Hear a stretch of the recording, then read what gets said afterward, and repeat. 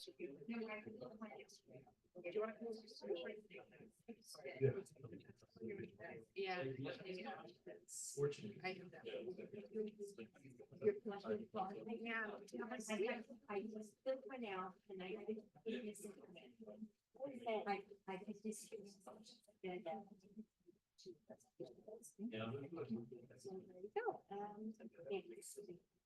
I know.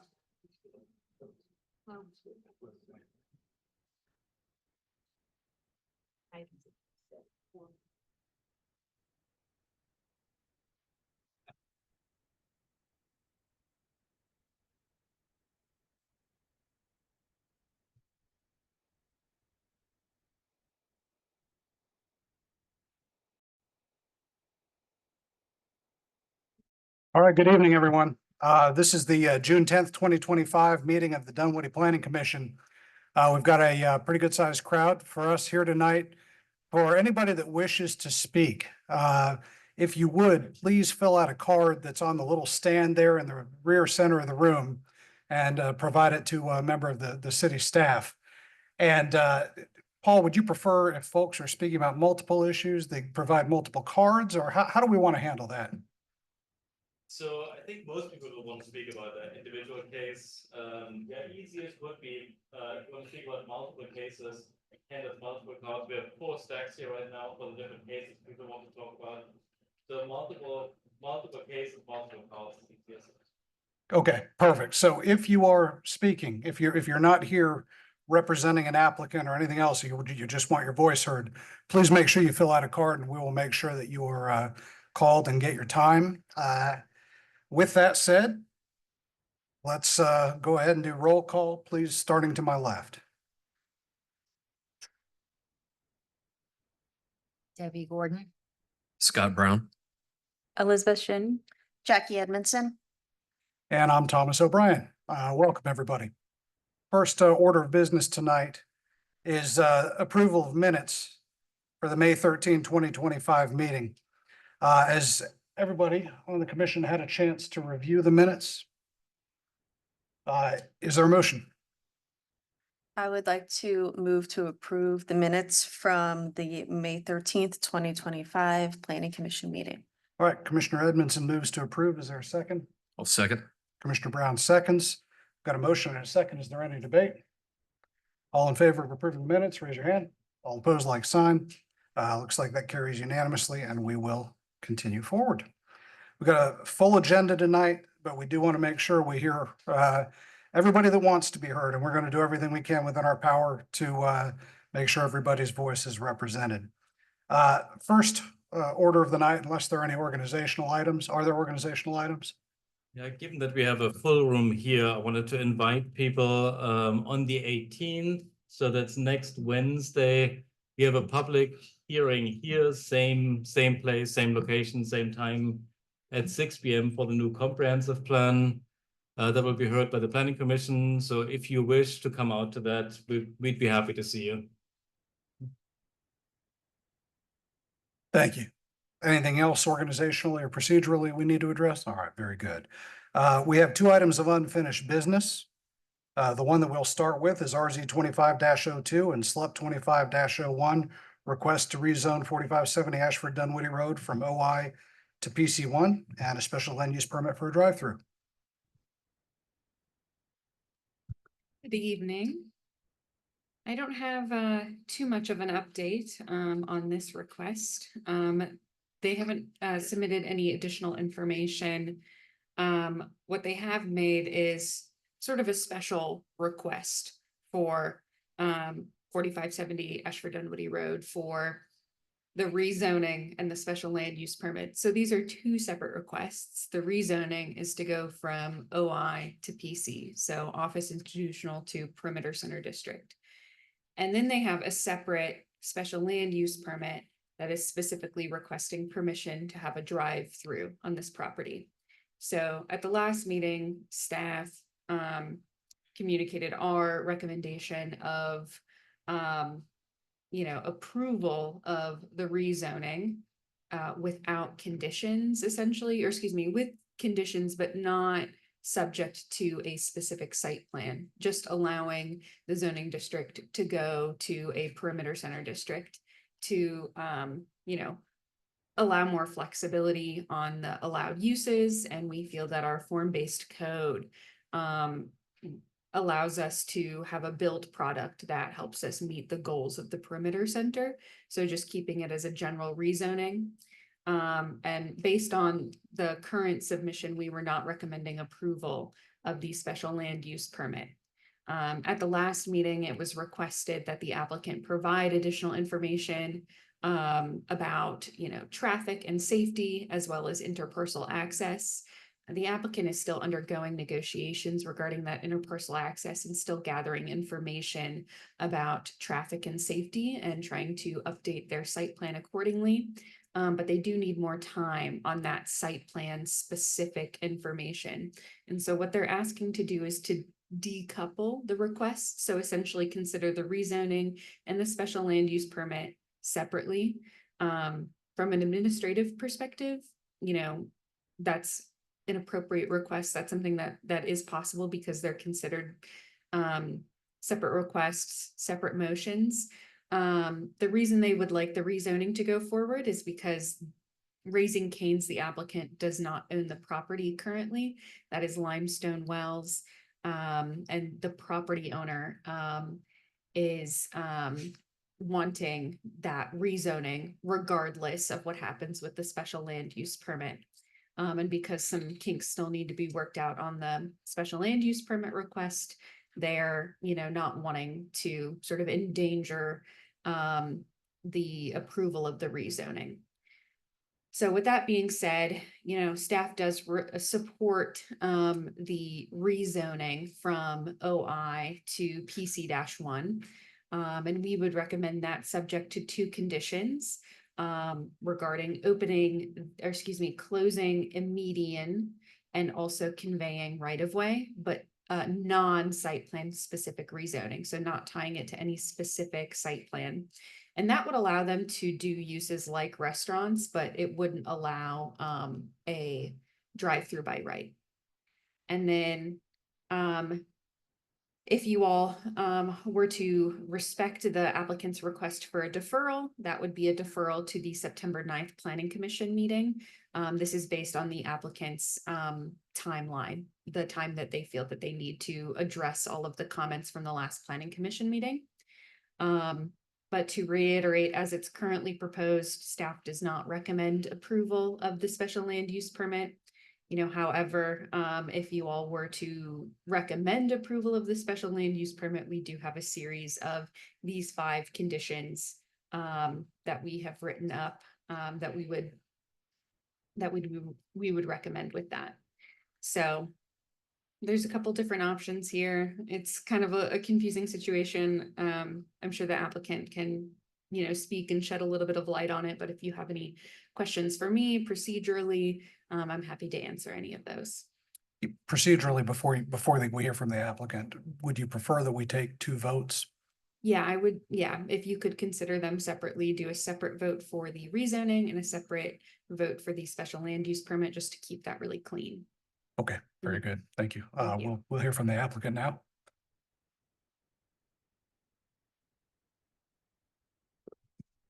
Good evening. I'm Harold Buckley, 2849 Paces Ferry Road in Atlanta. I'm here for Raising Cane's. As you heard, we are asking to have these 2 applications decoupled.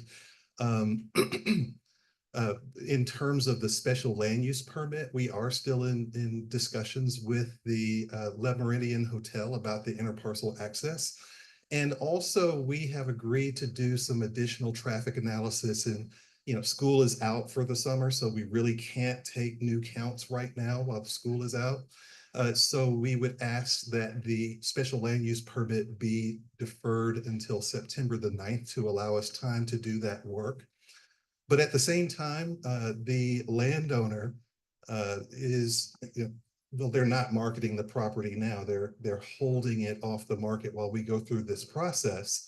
But there is a hardship that they could be facing if this application, the rezoning application, is not approved. Because if the application is denied, the zoning ordinance says that there is a 24-month waiting period from the date of the denial before another zoning application can be submitted for this property. And what they have determined is that that ONI zoning is really restrictive, which is why the property is still vacant as we speak. And so they at least want to have the reassurance of the rezoning so that they are able to market the property regardless of what happens to our application. And we do have a representative of the property owner here to speak to that if you wanted to hear from them as well. But that is our request, and we are fine with the conditions that the staff is recommending on the rezoning. Thank you. At this time, we will be happy to hear from the public on this. Oh, Paul? Mr. Yes. Chairman, just procedurally, because this is a deferred item, technically public hearing section has been open and closed. If you're, and I have public comment cards for this, 1 for, 2 against. If the commission wishes to hear from people, a new public hearing section with a certain number of minutes for and against would need to be opened. Okay, so we would address that through commission vote. Is that correct? All right, Commission, what's your pleasure about hearing comments on this one? Yeah, let's do it. Okay, you want to form a motion? I motion to reopen the public comment on RZ 2502 and SLUP 2501 for 10 minutes for and 10 minutes against. All right, hearing a motion from Commissioner Shin, 10 for and 10 against. Is there a second? I'll second. Okay, Commissioner Edmondson seconds. Motion and a second has been made. Is there any debate? All in favor of reopening, raise your hand. All opposed, like sign. That carries 5-0. Okay. At this time, we will reopen public comment. 2 against, one of them is also against the sentence. Okay, well, we're gonna do one at a time, so, okay. All right. Once again, for those that might have come in after the meeting started, if you do want your voice heard tonight, we respectfully request that you fill out one of these comment cards that you can find in the rear center of the room on that little podium. Please do that, especially tonight. This is a really busy agenda. So if you want your voice heard, please make sure that you fill one of these out. I have Dakota Carruthers, if you would please come up. I understand you are speaking for this. I am. Good afternoon. Thank you. Dakota Carruthers, 1075 Peachtree Street Northeast. As a representative of the property owner, just wanted to echo what Harold mentioned about the decoupling of the applications. We do feel that this application is the highest and best use of the property, but we want to reserve the right for any future tenant if this doesn't go through and potentially gets denied, for any other future tenant to come forward and request a special use permit if needed, and potentially open up some other options for the property as it's sat vacant. If you need any other questions, I'm here. Thank you. Will there be anybody else speaking for this application? Seeing none, we'll move on to against. And while we only have a few comments for this one, if we have several comments for others, we typically do these in blocks of 10 minutes. So we would ask everybody who's commenting to be mindful of the others that may wish to speak as well. So if you can keep your comments to just a few minutes apiece, that would be ideal. Again, we'll figure it out together. Ms. Hicks, Ann Hicks.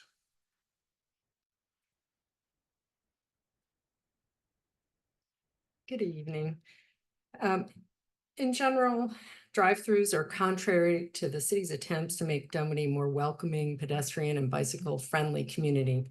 They're also contrary to the city's sustainability plan as well as the transportation plan. For example, the city's sustainability plan says that Dunwoody will continue to increase its profile as a walkable and bicycle-friendly community.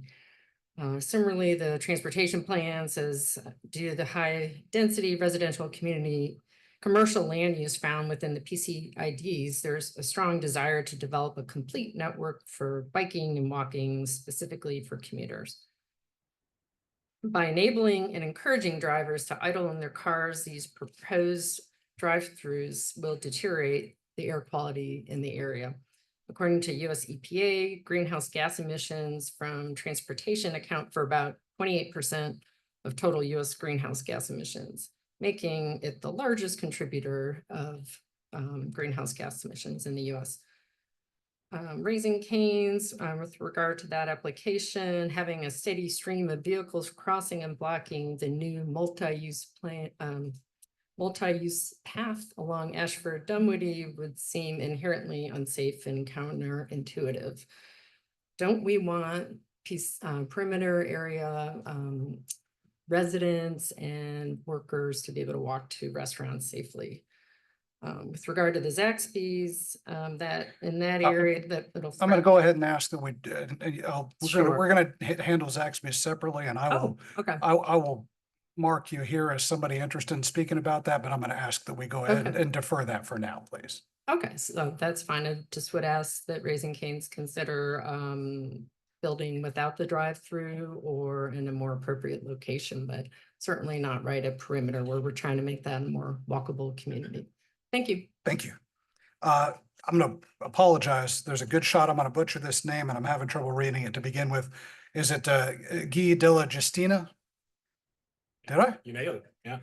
Thank you. Well, all right. That was great. Welcome. Yeah. So, Guido Logicina, 4260,000 Lane. I'm one of the few homeowners right here at the perimeter area. Echo the comments that my fellow resident just mentioned here. It's one of the few areas of the city that we, on the comprehensive plan, allow for more density, and building something that is single use, building like this reduces the resilience of that land. I think a more sensible use of that land would be something that was approved across the street for, I believe, 6484. Hopefully at some time we're going to see that mixed use development coming across the street. So everything that the previous resident just said echoes to my thoughts as well. We should make this area more connected. There are so many hotels here, having people go into those restaurants by foot, hopefully not with transient drive-throughs. So I am against this proposal here as it stands. Thank you. All right, will we be hearing from anybody else on this matter? All right, hearing none. If you'd like to come up, yes, please. Just to address the comments that you've heard, it sounds like the majority of the comments were related to the special land use permit application relative to the drive-through. And again, we're asking for that application to be deferred to September the 9th while we continue to work with the staff and with other stakeholders on that element of our proposal. Relative to the rezoning application, we would ask you to approve the rezoning to PC1 with the staff's conditions, because the existing O&I zoning is very restrictive, and it really won't allow a reasonable use of the property. And so we would ask that you defer the SLUP application and approve the rezoning application. Thank you. Anyone else? All right, at this time, we will move forward with Planning Commission questions and discussions. We'll start off to my right. And again, Planning Commission, we've been asked to look at this from two angles. So we have two paths in front of us on two separate issues. And so let's make sure we contextualize it that way. Commissioner Edmondson. I don't have any questions. I don't have any questions. Yeah, same for me. I think we asked a lot last time and there wasn't new information, so I'm good. No questions. All right, I have one question for staff and would like to just take me through very quickly. I'm not asking to belabor this. The use differences between OI, what that allows by right versus PC1. Can you kind of just quickly differentiate the two so we know what we're suddenly allowing if we agree to this? Yeah, so OI by right is very restrictive. It truly is really just office, different types of office type uses. The big difference between OI and a district like Perimeter Center is that Perimeter Center is going to open up the property to things like retail and restaurants, which aren't allowed by right in OI. So that I would say is the big difference between the two. Okay, but again, any drive-through or any new feature on the land like that would require a SLUP separate from that process. Correct. Even Okay. OI currently requires a SLUP for drive-throughs. Any zoning district in Dunwoody does. Okay, very good. Thank you. All right, are we ready to entertain motions?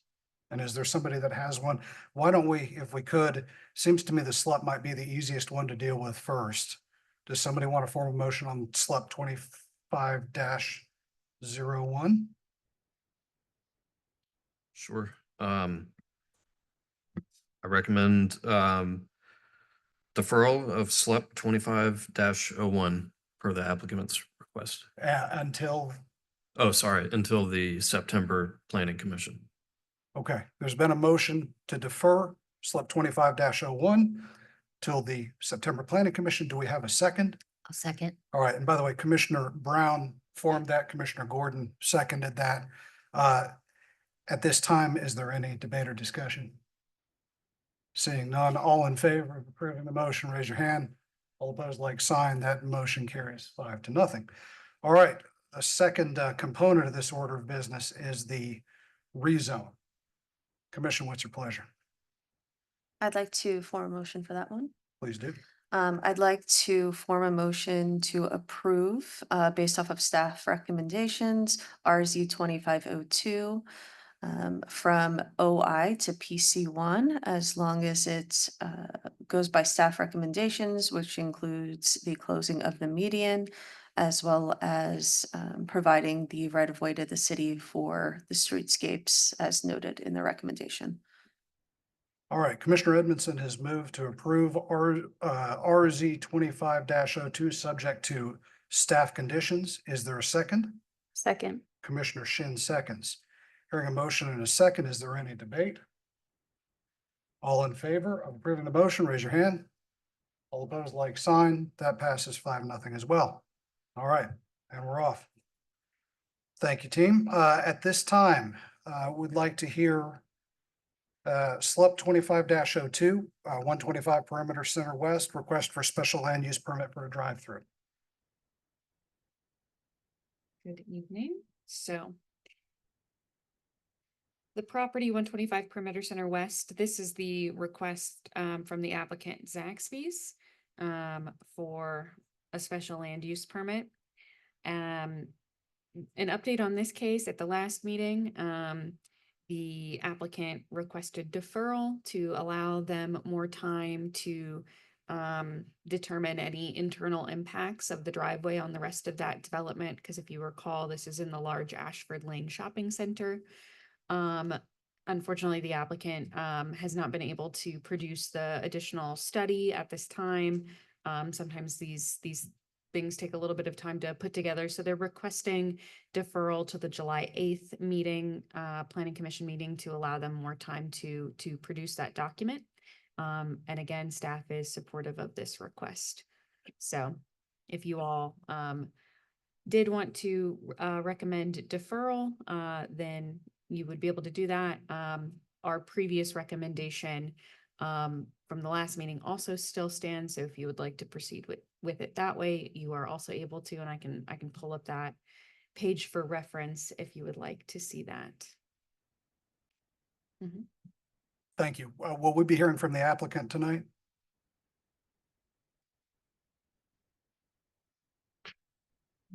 Good evening, Mr. Chair and members of the Planning Commission. My name is Alex Brock with Smith Gambrell Russell. Office address is 1105 West Peachtree Street. I'm here on behalf of Zaxby's property.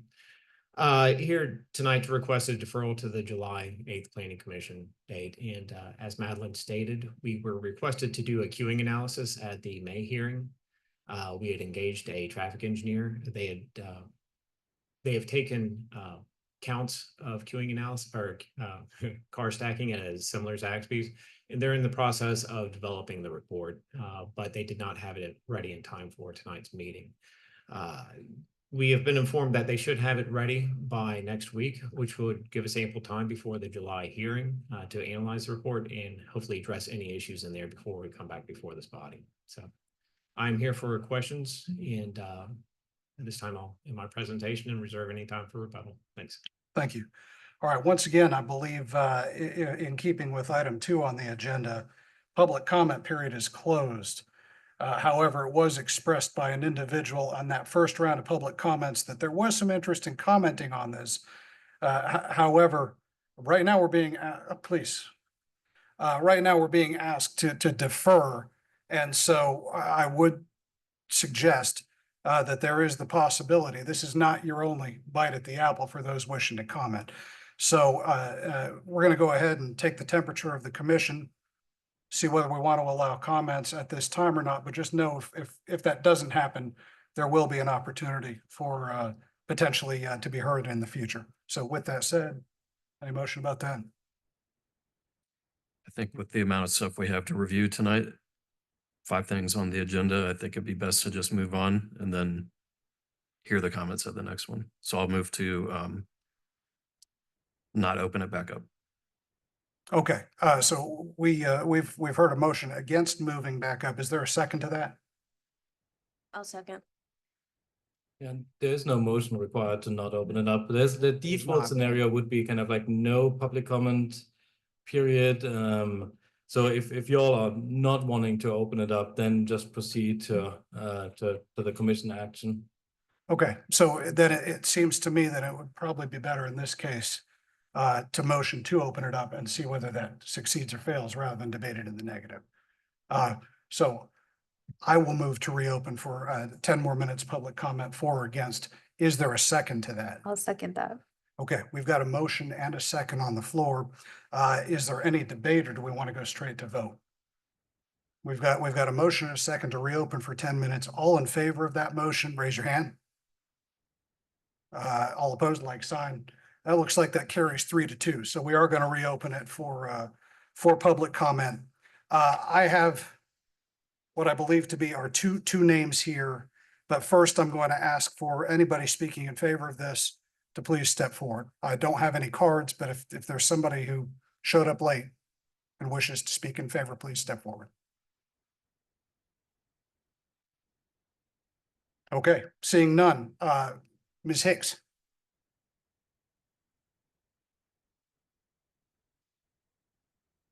Hello again. I really don't have a lot of additional comments. So what I said before stands, holds true for this application as well. If you all have been, and hopefully you have been over to that area of the proposed development, recently there was a circle of restaurant, well, sort of an enclosed area that was created with some green space. It's really, really nice. With the Hobnob and the Superica and that whole area that's, they closed some of the streets off to traffic cut through. So it's a really nice green space. So this Zaxby's would be kind of behind that in the large parking lot that a lot of people park in that parking lot and then go over to the Hobnob and Superica and so forth.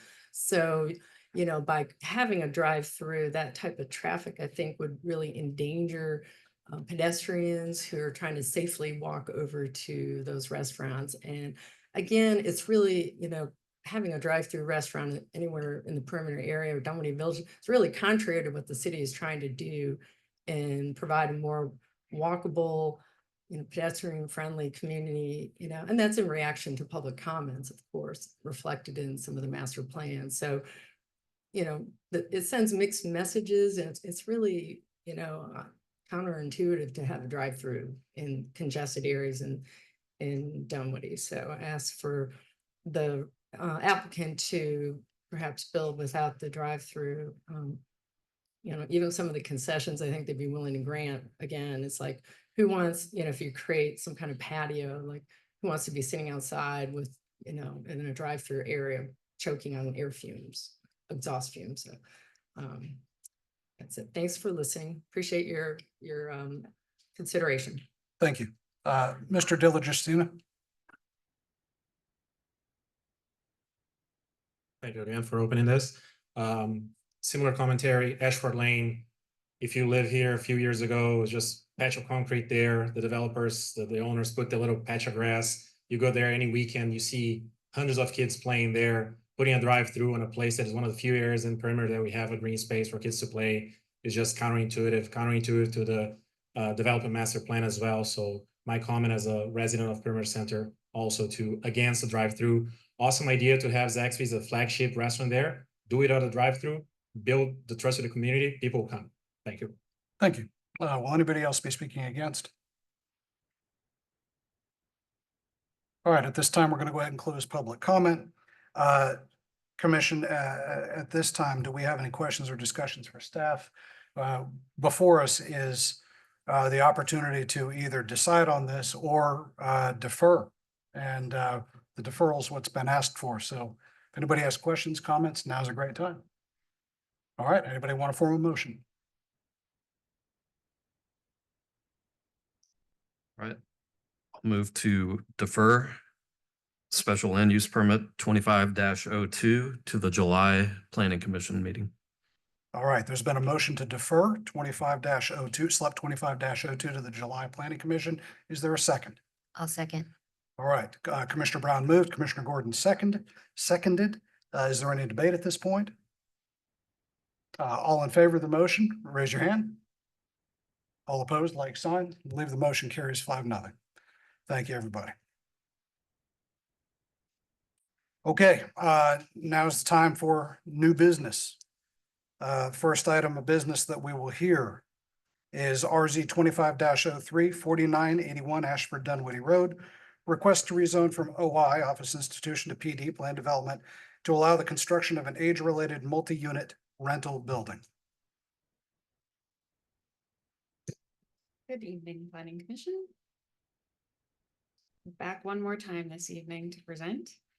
So before you here is a request to rezone from Office Institution to Plan Development to allow the construction of an age-restricted multi-unit rental building at 4891 Ashford Dunwoody Road. You can actually see it from our office here. It's the Life South Blood Bank building over there at the corner of Ashford Dunwoody and Ashford Center Parkway. This is a 3.42 acre site. The existing medical office is going to be vacating that building, and it's been for sale. The developer that is interested in the site is Dominium. They have a track record of developing affordable senior housing projects in the state of Georgia. This would be the first one in this area. This would actually be the first product of its kind in Dunwoody for their recommendation. But the subject site is right up the road and is along the new path for the Ashford Dunwoody Trail. What they're looking to do is an age-restricted rental community with rent and income limitations. In simple terms, attainable or affordable housing for senior citizens. It would be the product in English. Would be a total of up to 220 units. The parking would be decked, and they would have very limited surface parking, so under 10 surface parking spaces based on this plan. Some features of the site, just to walk you through the site plan. The vehicular access would remain the same. So currently they're taking access from Ashford Center Parkway. They have no direct access to Ashford Dunwoody Road. The Ashford Dunwoody path would be constructed along their frontage there, and it would also be combined with the emergency access for the property. So per the DeKalb Fire Marshal's office, they essentially have to have 360 fire access, and they need that 26-foot lane in the front.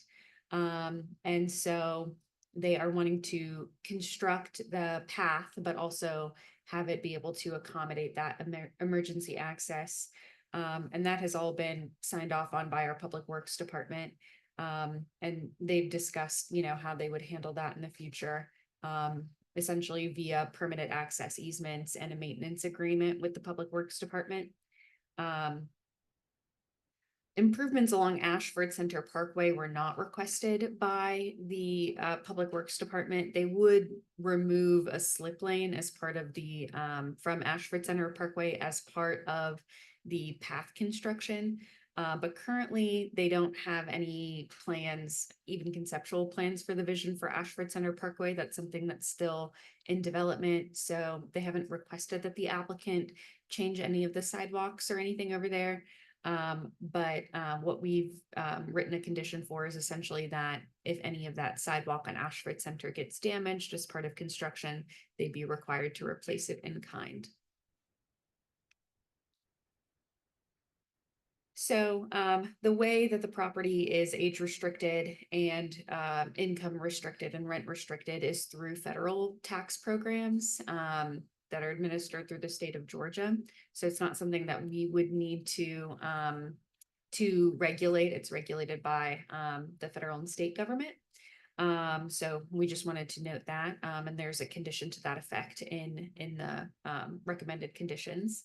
One other thing we'd like to note is that for the developer to maintain affordable construction costs, they will be asking the city council to revisit the wood construction limitations that are currently imposed by our building regulations. This is the elevations of the building. You can see on the street facing elevations, they are utilizing high quality materials as is required by the perimeter center requirements. Essentially, 80% of those street facing facades are going to be utilizing major materials such as brick. So because this is a planned unit development, a development, they have what's called an overall development plan. So they don't have traditional zoning restrictions. All of their zoning restrictions are spelled out in the overall development plan. So just a quick summary of the overall development plan is it restricts the use to just the essentially senior housing as the only use, with the parking deck with a maximum of 220 units, a maximum height of 95 feet, and it does incorporate the material requirements. If you have any more detailed questions about the overall development plan, I'd be happy to address those, but that's sort of the broad strokes of the ODP. So to quickly go over the rezoning approval criteria, I'll give a quick summary of all of these. And if you have any more specific questions later, again, I'd be happy to answer them. But overall, from a use perspective, we find that this fits in very well with the goals of the comprehensive plan for creating a community where aging in place is possible. The proposed location is located in a sort of transition zone between the perimeter center and the Dunwoody Village and some of the more neighborhoody areas to the north. And so it's also very centrally located for the access to both the Dunwoody Village amenities and the perimeter center amenities. And so for the population it's trying to serve, we see this spot is very conveniently located to provide senior housing and really integrate it into the community fabric. We also find that it fits well within our perimeter character area goals for high quality design. So when we're looking at whether it's appropriate based on adjacent and nearby properties, it's adjacent to a storage facility, it's adjacent to other market rate rental apartments, and it's also adjacent to assisted living and office. And these are all in the 3 to 5 story range of heights. And so we find that both in terms of design and use, this is something that goes along with the area. And again, serves as a good transition between perimeter center and those quieter areas to the north. The current property as it's configured now, it's used as an office. The office market in Dunwoody, has been experiencing really high vacancy rates lately. And it's especially, just not a viable use, especially that far away from, the perimeter mall and the Dunwoody MARTA station. And it's, not necessarily viable. So rezoning it to allow, a more viable use is appropriate. Senior housing is not something that we feel would, affect the surrounding properties negatively. And again, with the changing office market in Dunwoody and also the general redevelopment trends in perimeter center, we find that increasing the housing stock and increasing the housing options for senior citizens supports the rezoning of this parcel. And then again, there are no historical archaeological resources that we know of here. And in terms of its impact on things like utilities and transportation and schools, we feel that would be very limited. The trip generation would be less than an office use. And the school impacts from senior housing is very, very limited. So overall, we are recommending approval, subject to the site plan, the overall development plan that they've submitted, and the elevations, along with these 5 conditions. Essentially requiring that the landscaping and paths be installed accordingly. And then the 5th condition is related to the affordability component and the age restricted component. And that is a condition that was provided to us by the applicant. So if you have any questions about this, I'd be happy to answer them. Just really quickly, with regard to the building components. Mhm. You indicated that there was going to be an ask to change that. Does staff have a position on the building component requirement that's currently in place by the city? We've recently, we started a review of this, that were put in place from a fire protection standpoint, a few years ago. We started a review process to look at this from a building code and fire protection standpoint. We're not there yet, but we anticipate having that ready in a couple of weeks. So when you say we're doing a review of this, we're reviewing what our requirements are. What that would mean, what like changes would mean, what potentially doing away with it would mean. You have like general building codes, you have fire protection codes that apply statewide, and we have those additional requirements, and we're trying to make sense of it all. So should we have a position? Should staff have a position on the current code, since that does seem to be a pretty pivotal component of this application? Yeah, we do think so. I mean, we can let the applicant speak to this, what it would mean kind of for them with wood frame construction versus other types of construction, and we can ask them to chime in. We're trying to, figure that out kind of from a citywide perspective. Okay, thank you. And I know I'm a bit cart before the horse, so if we'd love to hear from the applicant at this point. Thank you.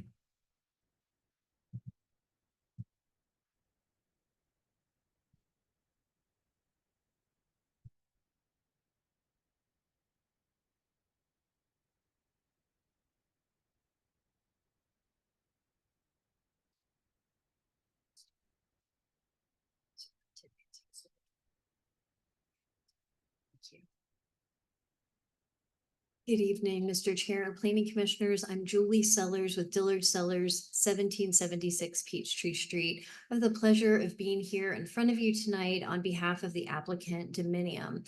We are excited to be here, and I want to start by thanking the staff.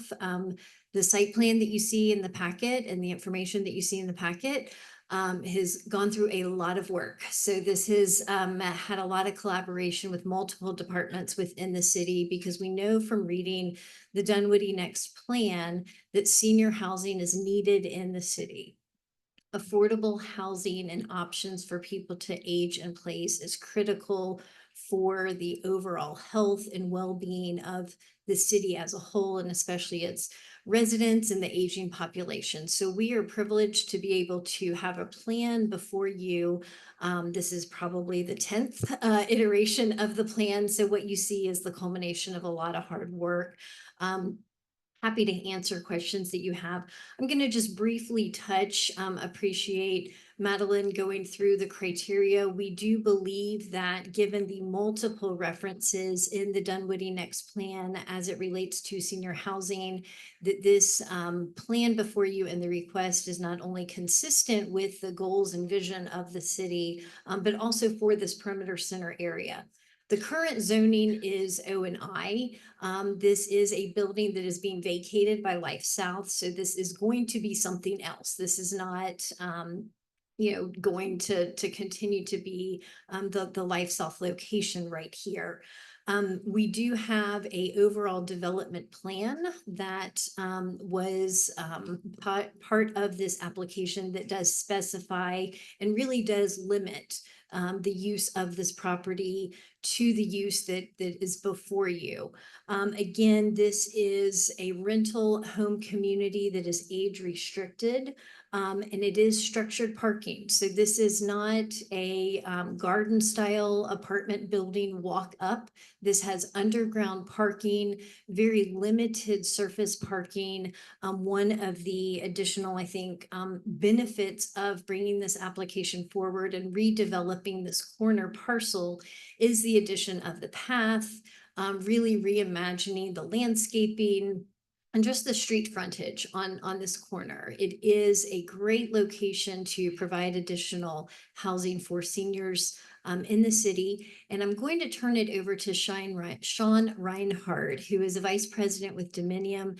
Dominium is a very experienced quality developer, and I'm going to let him tell you about Dominium, who they are, and a little bit more about the details of this particular development. We're happy to answer questions that you might have.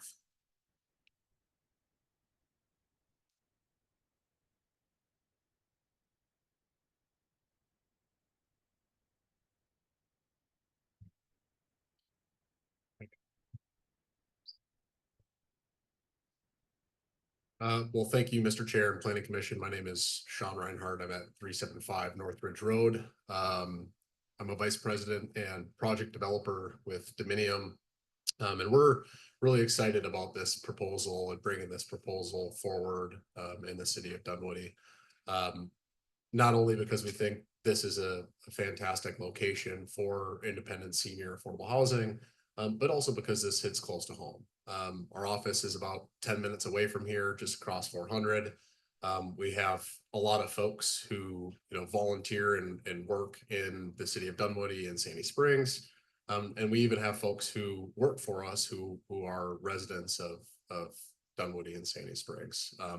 And so when I say it hits close to home, it really does hit close to home.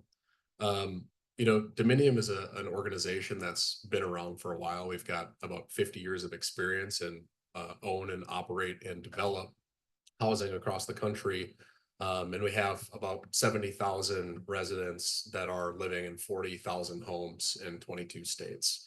And as we've grown and continue to grow, what we've learned a lot is that you make errors in your developments. And so I think what we bring is a breadth of experience that allows us to really understand developments that are sophisticated, that can be complicated like this, and take a lot of the errors that we've had on other projects that are similar and make sure that we don't do that again. In Georgia specifically, we've really been focused over the course of the last decade or so on ground up new construction, and really focused on this specific product being independent senior, affordable. And I think we've got a little bit of a different mindset than your typical developer. I think most developers will come here, they'll pitch a proposal and ultimately build it, construct it, and sell it. But that's not us. Dominium's a group who has a 30-year time horizon, and we own and manage all of the properties that we develop. And so we are kind of what I'd say is the antithesis of a merchant builder, and that when we come into this community, we want to partner with the communities in which we're serving.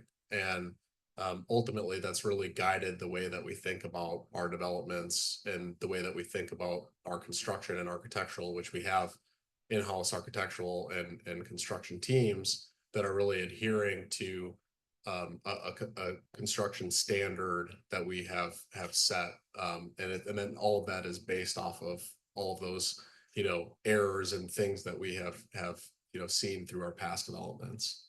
And so the reason why we've been able to now house some 8,000 residents in Georgia is because we do hold on to our properties long term, and manage those properties as well.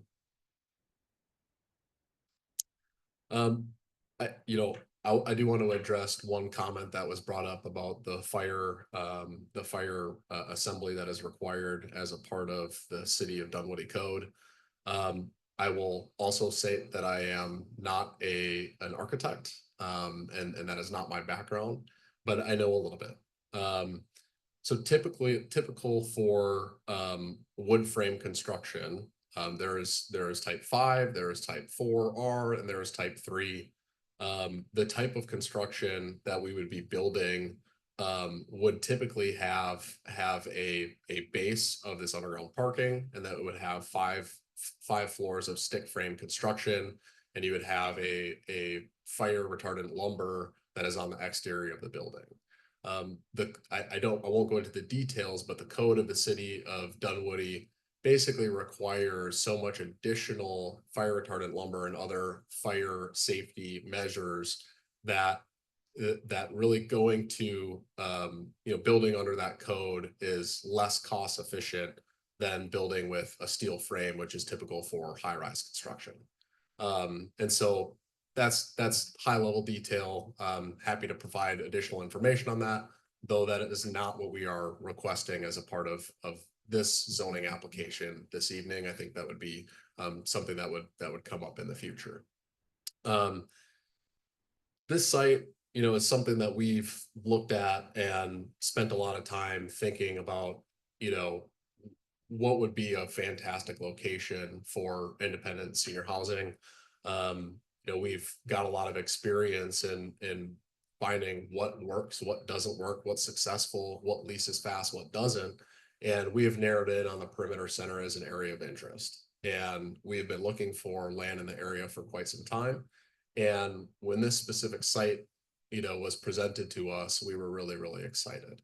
And I think a big reason for it is it fits so well for independent senior and our senior residents. I mean, when you think of a site, what would be good about a site for independent senior, and you think, okay, close access to medical, close access to everyday goods and services. Our senior residents, a lot of times they have ties to religious affiliation, and the Dunwoody Baptist Church is across the street. You've got a bus stop that is at the front door of the site.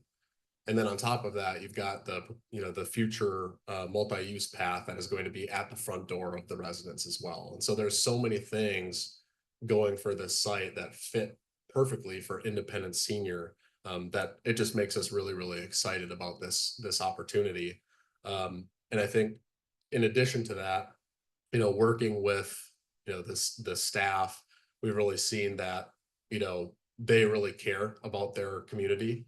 And as Julian mentioned, we've gone through many site plan iterations, and that's because we've met with staff multiple times. We've met with the DeKalb Fire Marshal. We've met with Public Works to try to come up with a building that really fits with the vernacular of the area, the zoning, and also is something that I think ultimately the city would really be proud of. I think a lot of times folks have questions about, independent senior, that's great, but what about affordable housing for seniors, and what does that mean? What that means is that our property will be deed and covenant restricted. So there will be a land use restriction on the property that requires compliance for having our age restricted residents, as well as having rents that are set, and these rents are set by federal and state authority. And it also means that the income of our residents are set by those same authorities. And so again, I think, when you look at 1,242 for a 1-bedroom and 1,700 for a 3-bedroom, including utilities, that is extremely affordable, and there's no other options like that provide that level of rent discount in the Dunwoody area. When you look at other comparable properties, the rents are $1,500, $2,000 more per month. And so what it does is it gives senior residents, it gives them hope that they're not going to outlive their retirement savings. And so who is our resident? Well, our residents are probably folks that have lived in the city of Dunwoody for a really, really long time. and don't want to take care of the home anymore. Or it's folks who are maybe your parents, where they don't live in the area, but they'd really like to be close to their adult children and grandchildren. And they can't afford it because other living options, you've got condos, you've got townhomes, all of them are priced in the, 800,000 to $1 million range, whatever it is. And for other independent senior options out there, you're spending $3,000 a month plus. And so this really gives folks an option to come and live and be close to family at an affordable rate. And so the income limitations, $46,000 roughly for one person. That's a senior who's on a fixed income, who's on Social Security and has assets. And so a lot of the folks that would be living in this are folks that are near and dear to your hearts. I think there's a misconception about affordable and the type of quality product that you can achieve with an affordable product. So I'd like to try to dispel a little bit of those. And, one of the things that I said at the front end is we're the antithesis of a merchant builder. Well, that's because we are owning and operating the community for a long period of time. And so we do a lot of things on the front end through our design and through our construction to ensure that this building would be marketable, not just 2 years from now, but 5 years, 10 years, and decades down the road. And so I'm just going to flip through quickly pictures. These are all independent senior affordable communities that we built in Georgia. And I think one of the things that you'll see is there's a consistency in the quality of design, the architectural features, and the finishes. The amenities that we provide for our senior residents are, we have a lot of them. Despite having a lot of amenities that are immediately adjacent but exterior to the site, we also provide, arts and crafts rooms, commercial kitchen, community gathering spaces, library, business center. We provide salon, a theater room, fitness, and many more. Interior to the units, you'll see things like granite countertops, stainless steel appliances, 9-foot ceilings, patios on all the units that we can. I think there's a condition for 80% or more. The only reason why we wouldn't have patios on units is just because if it's over a porte-cochere or over something that it doesn't make sense from a grading standpoint, but the intention would be to have as many of our residents having patios or balconies as possible. Within the bedrooms themselves, you've got, vanities in the bathrooms, walk-in closets, everything that you would see and expect out of a really high class market rate development. And so I want to close with saying thank you very much for hearing our proposal. Thank you to planning staff who really worked with us through the last several months on many iterations of this community in this proposal. And we're really excited about it. We think this fits great for this particular location, and we're happy to answer any questions that folks may have. Thank you. Thank you. All right, at this time, we'll go ahead and open up for public comment. Paul, I've not received any cards at this point. Oh. Okay. So we've got quite a few cards to get through here. Once again, would ask everybody to be mindful of the time, and if we do hit the time limit, commission will have to decide whether to extend it or not. So at this time, we'd open up public comment. I do not believe I have any cards specifically speaking for, but is there anybody here who wishes to speak in favor of the application?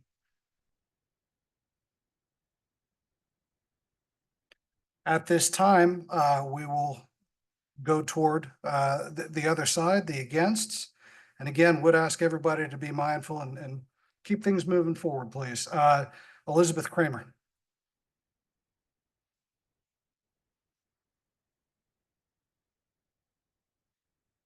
Hello all, Elizabeth Kramer at 1202 Winding Branch Circle. I abut the property. I'm the last neighborhood at the end of Ashford Dunwoody Road. I am not for this property to be built in the way it is being built. I am for 55 and up housing, but not on this property, not at the height that they're proposing. I feel like it's 6 stories at some elevations, right? And then there's 5 stories at other elevations. So I think that's kind of goes against what we're trying to create as part of the, what I call downtown Dunwoody, that you can see. I am 55. I don't see myself living there. My mother's 87. I don't see her living there. There's not enough amenities. There's not green space. There's not outdoor areas. Yes, there's a walking path. She's 87. She actually lives with me. But when we had her in a home for a little bit, there was no outdoor space. It was miserable. She was miserable. So don't think that's a great use of the space. Rental versus home ownership. Many of us that are 55 and up are looking for properties in the downtown, kind of close to downtown area, or even in this perimeter area. And we have increased home values in Dunwoody. We've done a great job because of planning. And we want to take that money and roll it into something else. The 55 and up housing that we want is for us as well as our loved ones. So I can understand where some, there needs to be some disparity, but that's kind of it. It says 55 and up restricted. Why are there half of the property is 2 and 3 bedrooms? 55 and up, why do we need a 3-bedroom apartment? Our schools are already overburdened and we can't, we really can't take any more. I mean, look at the high school. Infrastructure, the parking, there's 1 parking. So you have a 2-bedroom, maybe it's a wife and a husband. They have an extra bedroom for someone to come visit. You only have 1 car. That's not typical of what we're trying to do. You have 3 elevators for 250 units. Most of these people are going to need help getting up and down the 5 stories. So that doesn't seem right. And then, as I said, the overburdening of our schools at the higher unit levels. If we're really trying to create low-income housing for our elderly and our loved ones to live here, then maybe it's 1 bedrooms, maybe it's 3 stories, maybe it has some of the outdoor space. That ideally is what we would like to see, or I would like to see. Thank you. Thank you. Next, Diane Hunt Cook, please.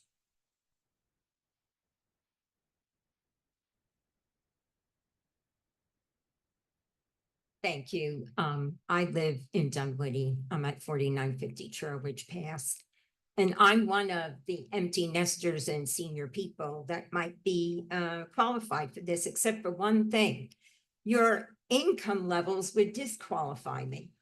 My husband and I on Social Security would have too big an income to live in your properties, which means the empty nesters in Dunwoody. And I represent pretty much the people that are still holding on to these properties because we have no place to go in Dunwoody. So I'm against having this rental property as it's defined. What we really need in this area are affordable and convenient owner-owned properties. We need things like townhomes.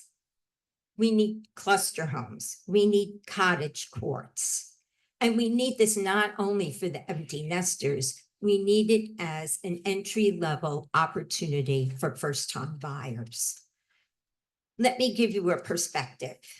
Where I live on Trail Ridge, we're on Mount Vernon. Within less than 1.5 miles, there are 5 apartment complexes. They currently have 88 vacancies. They are not just for 55 and plus, but I can tell you there's a discrepancy in what you said the rents are, because there is everything from 1 to 3 bedrooms, and some of them start as low as 1,200. So there's a discrepancy here. I would have to do more research. I only found out about this on Friday. The community is blindsided. So So if I could buy a townhouse, what are my options? I did a search. I couldn't find anything in Dunwoody that's available within this 1.5 radius. I expanded it to all of 30338. There are exactly 8 townhouses for sale. Not enough and too far away from where I want to be, which is still in this community. So I think having senior housing and making it reachable is a good idea. I just don't think this project meets the needs of our community. So thank you. I also had a lot of questions, but I know this is not the forum for it. In fact, we want to get all the Yeah, folks. I mean, for Thank you. them, yeah. Thank you. Wendy Taylor, please.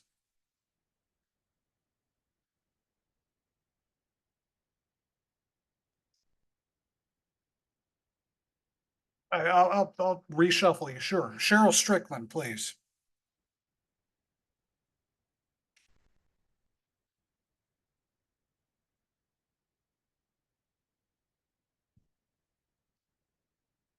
Good evening. I'm Cheryl Strickland and I reside at 4506 Chardonnay Court. My husband and I have been homeowners in Ashford Chase for almost 30 years, and we've been happy to have seen many of the changes that have added more vibrancy to our community over time, because we very much live in that transition area, I'll say, not perimeter center, not by the mall, but as you start going up Ashford Dunwoody, not quite at Mount Vernon, we are in a single family housing community. And we like the fact that once we turn on Valley View, things get really dialed down, very quiet. So it's our contention that we have more than enough rental apartments in the Ashford Center area north of the mall and what's considered Edge City at this point. My concern regarding apartments in general and affordable senior apartments is not specifically what, but rather where and how. In terms of where, if Dunwoody goes in this direction, they should be closer to the concentration of amenities, again, in that Edge City area. That means closer to the mall, the hospital sector, and MARTA. In terms of how, in affordable senior projects, good property management is important, but that's just not enough. It should be supplemented by a program of staffed, robust, on-site resident services that foster and help sustain a stable and healthy senior community, rather than the social isolation that too often occurs in senior properties. Examples of that kind of service include fitness and wellness classes, community gardening, social gatherings, meet your neighbor events, as well as services like local transportation to malls, shopping, and doctor's appointments, because true seniors, and technically, yeah, I'm considered a senior too, but true seniors actually want to ride somewhere to get them to these kind of appointments and to these kind of amenities. And someone's already made this comment, but I agree that it's not at all clear that the proposed price point for these units, the proposed units, reflects the existing senior demographic in Dunwoody. So who are we trying to serve with this product? In closing, regarding more apartments and senior affordable and specific, it's not just about the pretty pictures. The pictures were great, but it's essential to also consider the where and the how. And I thank you for your kind consideration. Thank you. Sue Ellis, Ms. Ellis.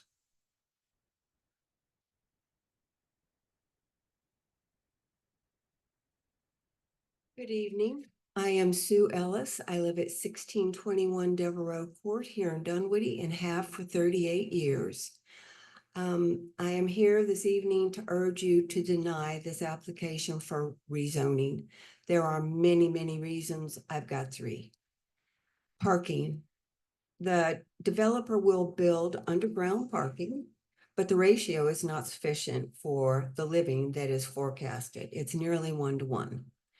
With 220, I believe, apartments, only 1 parking spot per apartment. We understand there's very little, and they mentioned very little surface parking. So any overage, I have no idea where those extra cars will go. There is a small amount of visitor parking on the surface. With 96 apartments featuring 2 and 3 bedrooms, it's not reasonable to assume that it's one car per apartment. How many people have adult children living with them? So you've got another adult. I do need to understand if this is truly only 55 and older people can even live there, or whether or not adult children and even grandchildren can live in these other bedrooms. I think that's something important to understand. Elevators.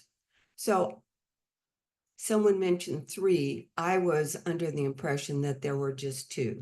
2 elevators for 220 apartments. They will serve all the floors from the ground floor to the 5th floor. We've all lived in an apartment one time or another. Ms. Ellis, I'm gonna, please. That's 10 minutes. I got you. Correct, but hang on, please stay where you are. We're gonna take a vote and try and figure things out. So give us a second, please. Folks, we've got a whole lot more comments to get through. And again, it is our discretion as to whether we want to extend it or not, but well, let's make a motion in a second and we'll see. I don't know that any explanation is needed. Move to extend the time limit by another 10 minutes. For each side, correct? Correct. Okay. Hearing a motion to extend for each side 10 minutes. Is there a second? I'll second. All right, there's been a motion and a second. Is there any debate? All in favor, raise your hand. All opposed, like sign. Thank you. That carries 5-0. Ms. Ellis, please continue. So elevators, moving in and out 3 hours, maybe a day. You've got 1 elevator left for all 220 apartments. Not to mention necessary maintenance. We see that all over the place. Every office building you go to, 1 elevator is out for maintenance.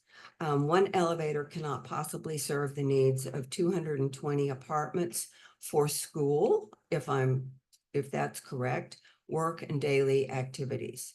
Management on site. We have watched the Georgia legislature struggle with this year. And I don't pretend that this comes under the new law, but it has shown a light on what third-party management, it's just not sufficient. It's not very workable. It's seriously flawed.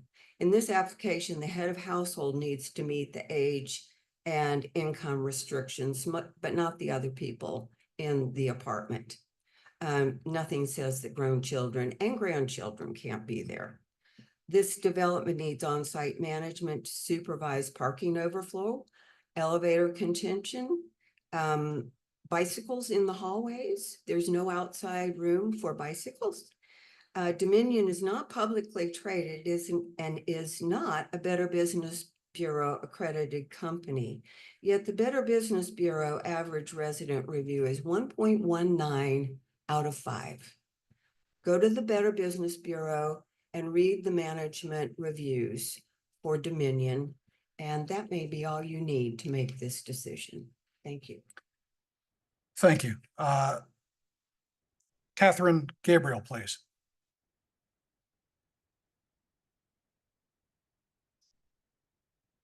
Good evening, Catherine Gabriel, 1626 Devereaux Court.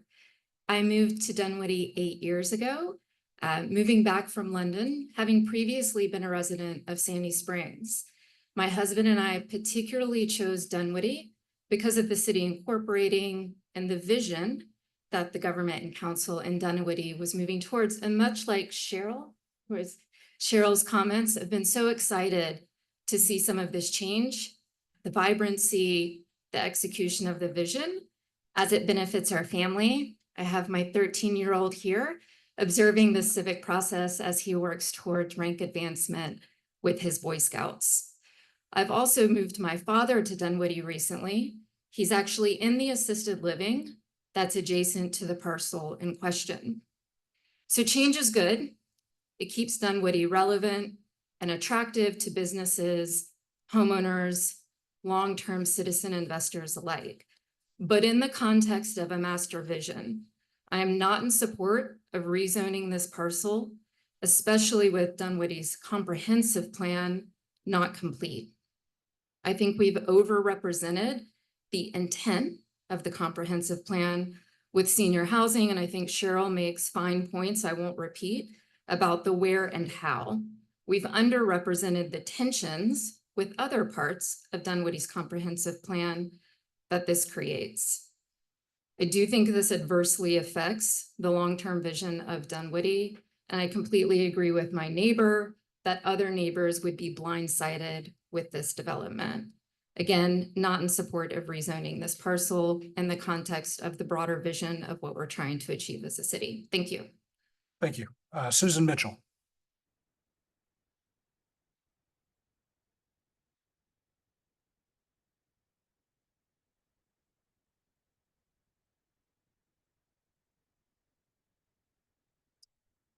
Good evening. This rezoning is premature. The comprehensive plan, of course, will come before you all next week. I believe it's next week, but I know it's this month. And I'm here tonight to ask you to deny this application pending the approval by City Council of the new comprehensive plan. It just makes sense. You make a plan, then you act on the plan. As a matter of fact, I'd like to see a moratorium on all rezoning until the new comprehensive plan is adopted. I do understand these actions may delay a developer's priorities, but your obligation is to our community and not to a developer's timeline. We owe it to our city not to rush and to get it right. Our goal should be a community-supported vision for our growth. It is very evident that developers see a lucrative opportunity here. But I can tell you, based on multiple comments posted at the April 22nd, 2025 comp plan public meeting at the North Shaliford Annex, it is the judgment of most citizens that allowing this type of density, and quite frankly, more apartments, we don't want more apartments in this area, is not in the best interest of the city, nor is it consistent with any community-supported vision I have heard articulated. Let's grow by design and not by default. When you put a horse before a cart, that horse might push you where you don't want to be. I appeal to you as neighbors to deny this application outright. And whatever you decide, I thank you very much for your service to our city. Thank you. Thank you. Jamie Davis, please.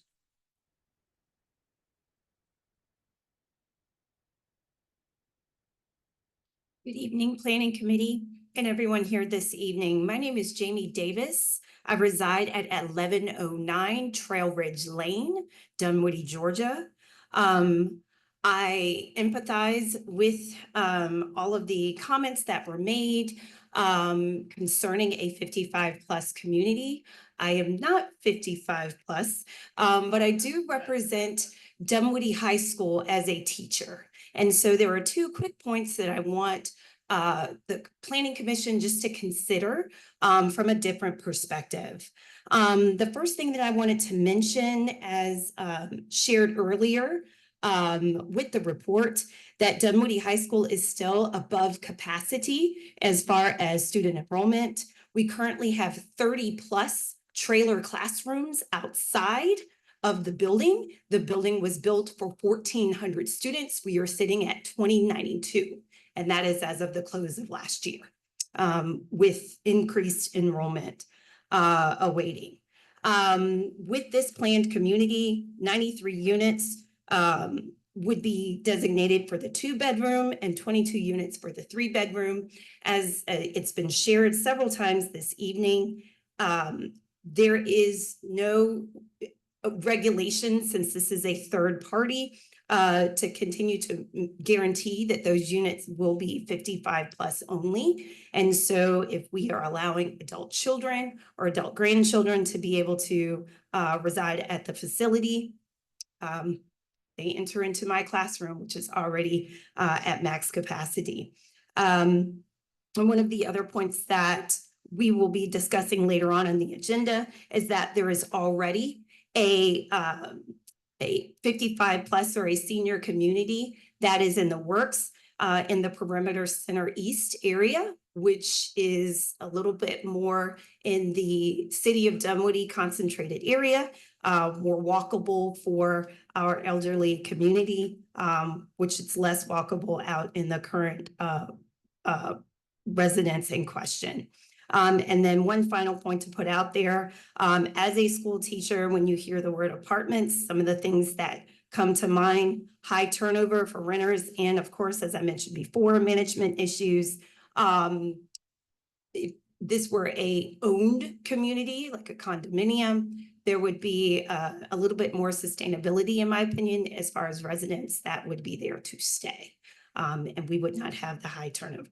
So thanks so much for considering. I request that the application be denied completely. Thanks. Thank you, Ms. Davis. Paul, what's the time? We have 1 minute and 40 seconds. Do we need to wait for it to expire to extend? We can actually, we can do either or. We can just add 10 minutes to it, or we can let it expire. Given the fact that we have at least three more people who wish to make comments, I'm going to ask the commission for a motion to extend if we believe we want to hear more people's comments. All right, let's do it again. I move to add 10 more minutes to either side. And that will be 10 for and 10 against. Is Correct. that correct? Yes. Okay, so motion to add 10 more to each side. I'll second. Commissioner Shin seconds. Any discussion? All in favor, raise your hand. All opposed, like sign. All right, we're going to move forward. James Barker, please.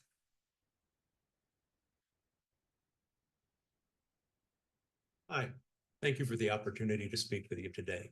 I'm James Barker. I live at 1129 Trail Ridge Lane. My wife and I have lived here for 27 years, raised 3 children in Dunwoody. We both work in Dunwoody. We have always been told that progress is good, but sometimes more is not progress. More is just more. More traffic, more density, more demands upon the infrastructure. And, you know, I actually have a whole bunch of stuff here that I'm not going to read, but one thing that really jumped out, I heard that they were talking about that could be a good transition. But if I look at this area, I see single homes here, single homes to the north, to the west, low density apartments to the east. I mean, and then all of a sudden a 6-floor tower. It doesn't seem in fitting with these neighborhoods. My other concern is the traffic. We have a lot of cut through traffic in Dunwoody West and in the branches and in Trail Ridge. You know, I'm sure you all have driven on Mount Vernon, you know, especially during peak hours. We can barely get out of the neighborhoods. You know, do we need even more traffic? I'm wondering if there has been a traffic study done for this proposal. You know,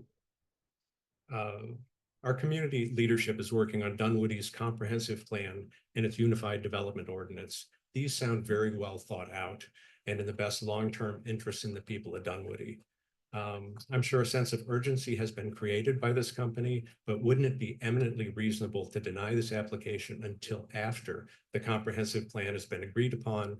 Then we can see how future development fits with agreed upon overall vision for our community. Sometimes it's better to be right than right now. Thank you. Thank you. Robert Wittenstein. Bob?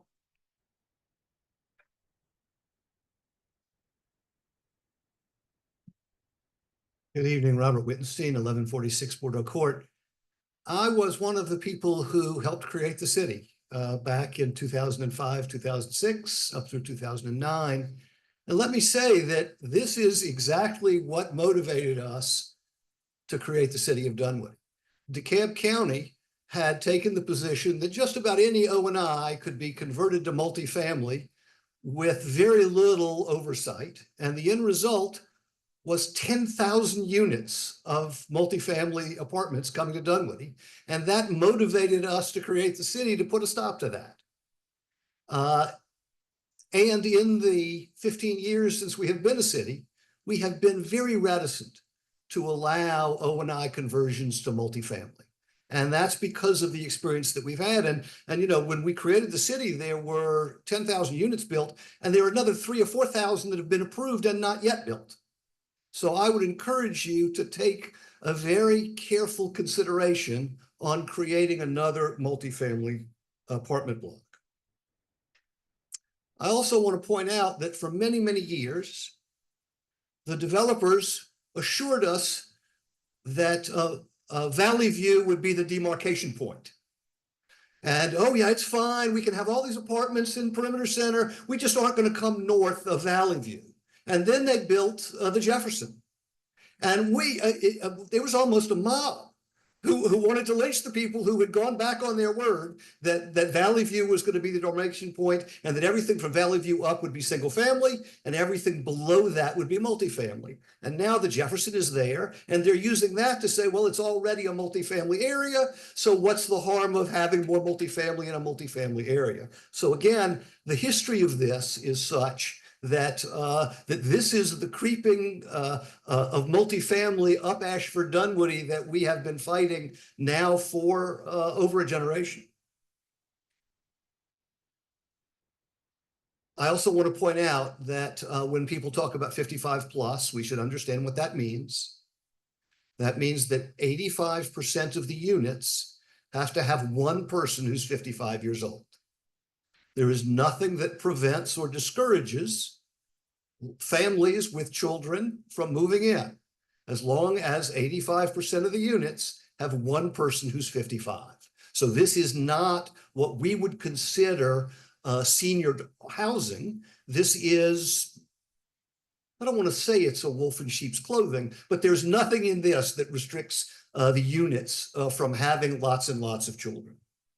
The last thing I want to talk about is this idea that we would allow for larger stick-built buildings. Oh my goodness, it hasn't been that long since Dunwoody tried to implement a requirement that anything over 3 stories be built with concrete and steel, because concrete and steel lasts and stick-built buildings don't. They depreciate and their rents drop, and every apartment building in Dunwoody that's been stick-built, the value of those apartments has gone down over time because wood rots and it bows and it ages. And so the city of Dunwoody created an ordinance to require steel and concrete above 3 stories, and the state of Dunwoody, the state of Georgia, outlawed that ordinance. What we were trying to do was to force quality building. The idea that we would allow something to not only be stick-built, but be still stick-built above our current building code, it's an oh my God moment. And you guys should deny this. Thank you. Thank you. Wendy Taylor. Ms. Taylor?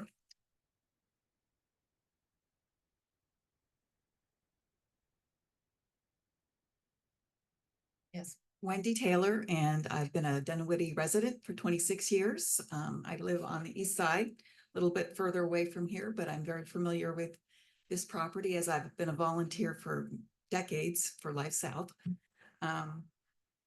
So I want to thank everyone who spoke before me, because I had very little chance to prepare at all for this meeting, because I didn't know about it until 2 hours ago, or now 3. I did want to just say that I am very pleased to hear some of the comments about the fact that we have a lot of 55 plus people in Dunwoody, and we love this community. We want to stay here. We've been, but we have nowhere to go if we want to downsize, and we have many empty bedrooms, and there's a lot of families that could be moved in, and a lot of property that could be turned over. And 55 plus appeals to me. I'm for that. That's fine. However, I think that the market is such that there is a lot of people that want to buy here and stay here and live and have their home here, not rent. That's my opinion. I know in my neighborhood, which is about 40 houses, there's probably 4 houses with children under 18. I mean, that's a small percentage, and we're all like at least 3-bedroom houses, at least some 6. The one question I have, but I'm not supposed to have statements here, is I don't know if the process has gone through the Dunwoody Homeowners Association and what their opinion is on this. I was trying to watch for this. I knew it would come up, but I missed it until 2 hours ago. So that is a concern of mine. Has the Dunwoody Homeowners Association weighed in on this? And are they represented here tonight? I don't know. But I think that their opinion does count because they've heard they know a lot about the development.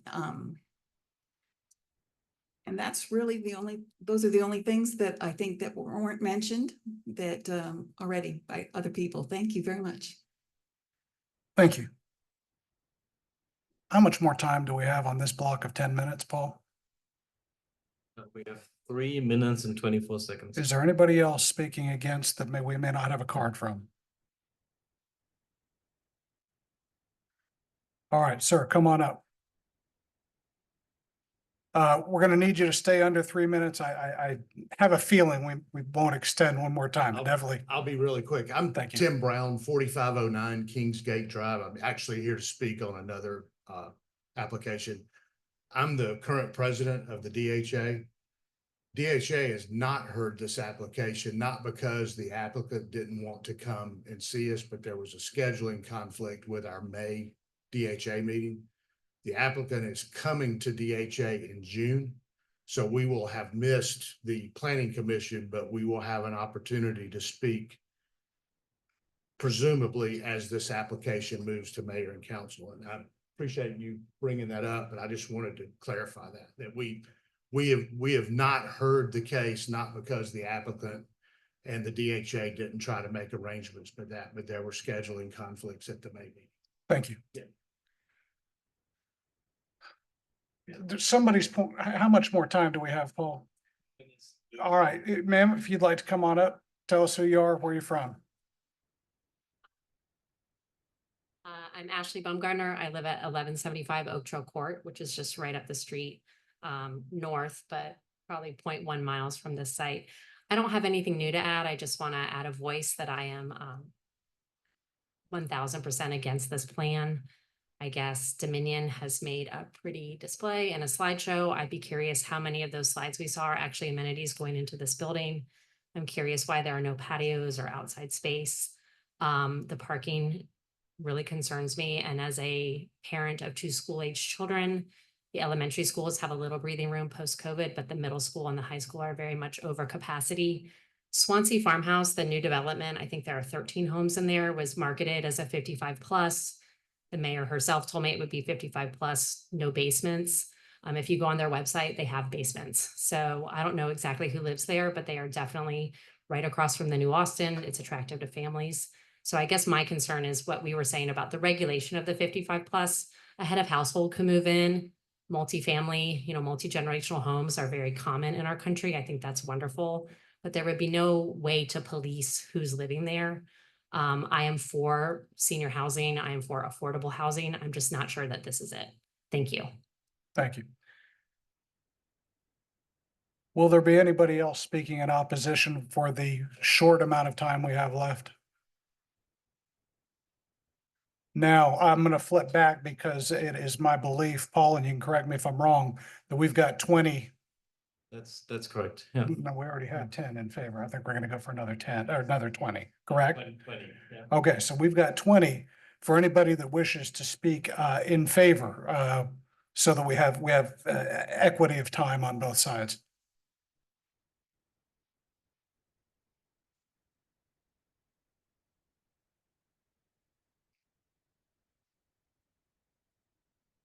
Briefly, just wanted to offer a few facts.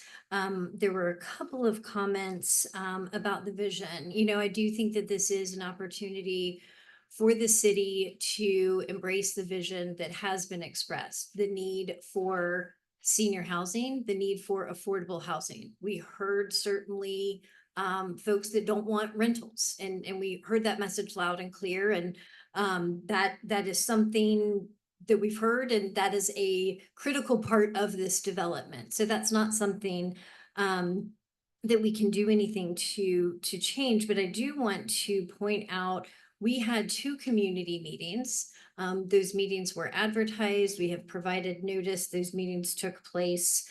We have been in touch with the Dunwoody Homeowners Association. I believe Mr. Brown was at our meeting, and we're looking forward to going to the meeting. We're not able to make it the Memorial Day weekend. But this current zoning of the property is O&I. That is not consistent with the city's comprehensive plan today. And my guess, it would not be consistent with any future changes that may come down the road. The city has criteria for a rezoning for your consideration. And as the staff has indicated, this application satisfies the criteria. It satisfies the criteria in the zoning code, as well as multiple areas of support in the comprehensive plan. We are not requesting anything that is inconsistent with the plans that have been adopted by the city. And I'm going to ask Sean to come and address, because it sounds like, unfortunately, on the rental aspect, this is a rental community. We're not going to shy away from that. We are not proposing to build an owner occupied. So there are certainly going to be people in the community that just don't want that. And we hear that. But there's certainly some statements that were made that I think are just not factually accurate. And so I'm going to ask Sean to provide some factual details to make sure you have clarity and consistent information to understand what is being requested, and probably just as important, what is not being requested.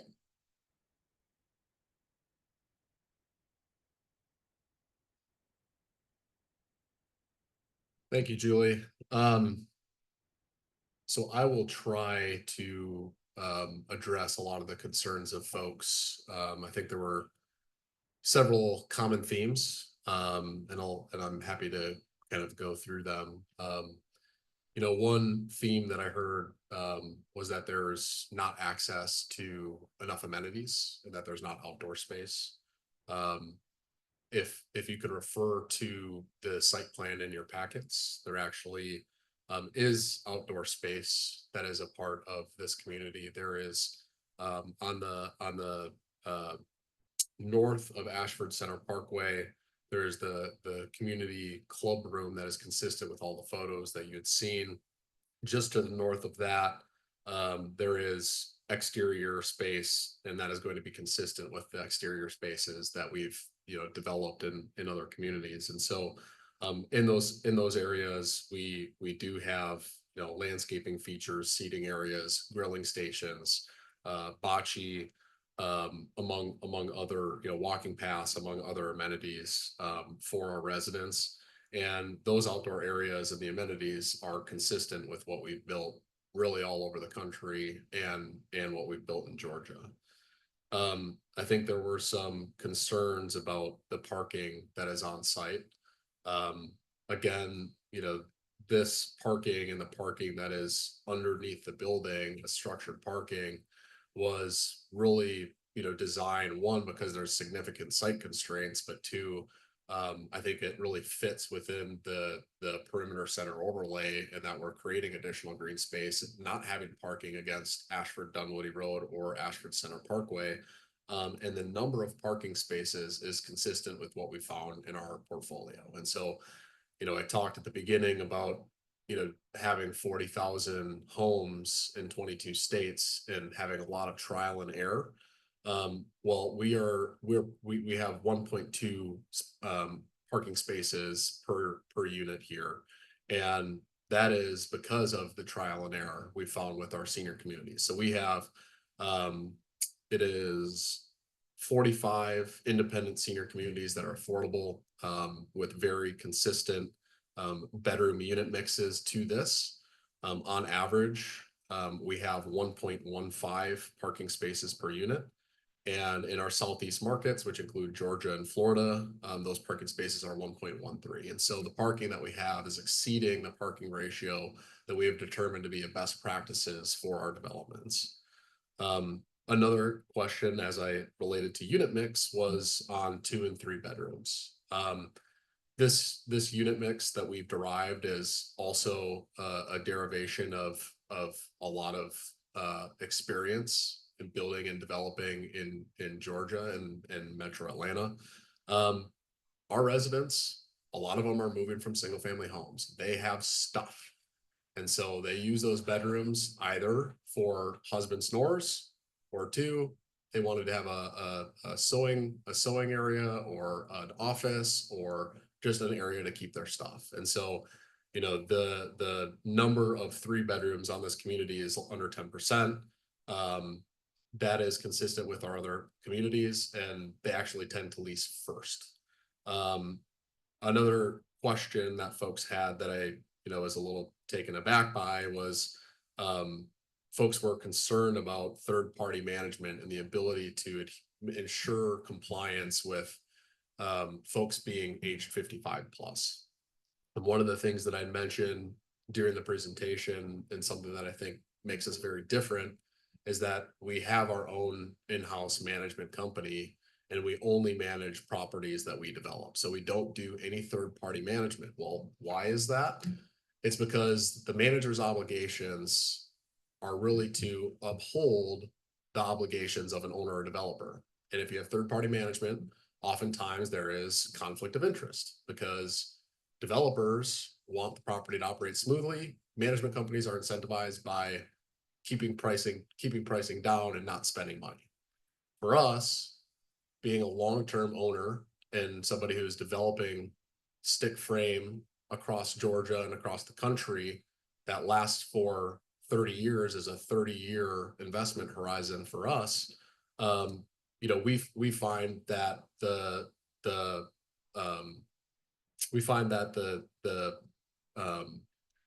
communities themselves do withstand the test of time. So elevators, I guess, was another one. Or excuse me, let me back up. One of the points I wanted to make about having in-house management is that we with our management organization are the ones that are upholding specific restrictions for 55 plus. And so I know folks said 80% or 85% head of household. There is a federal statute that is called Housing for Older Persons. And yes, that is 80% head of household. We have a covenant that runs with our property that requires our property to have 55 plus.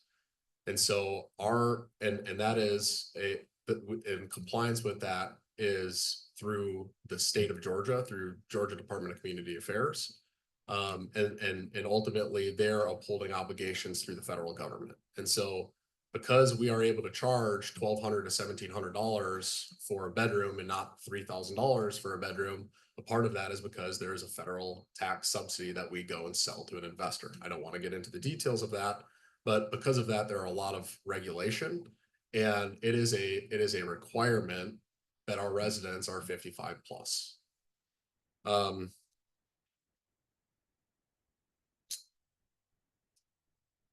think another question or comment from folks was concerned about elevators and number of elevators. We have 2 elevators proposed in this building that is consistent with, again, what we've built in the past.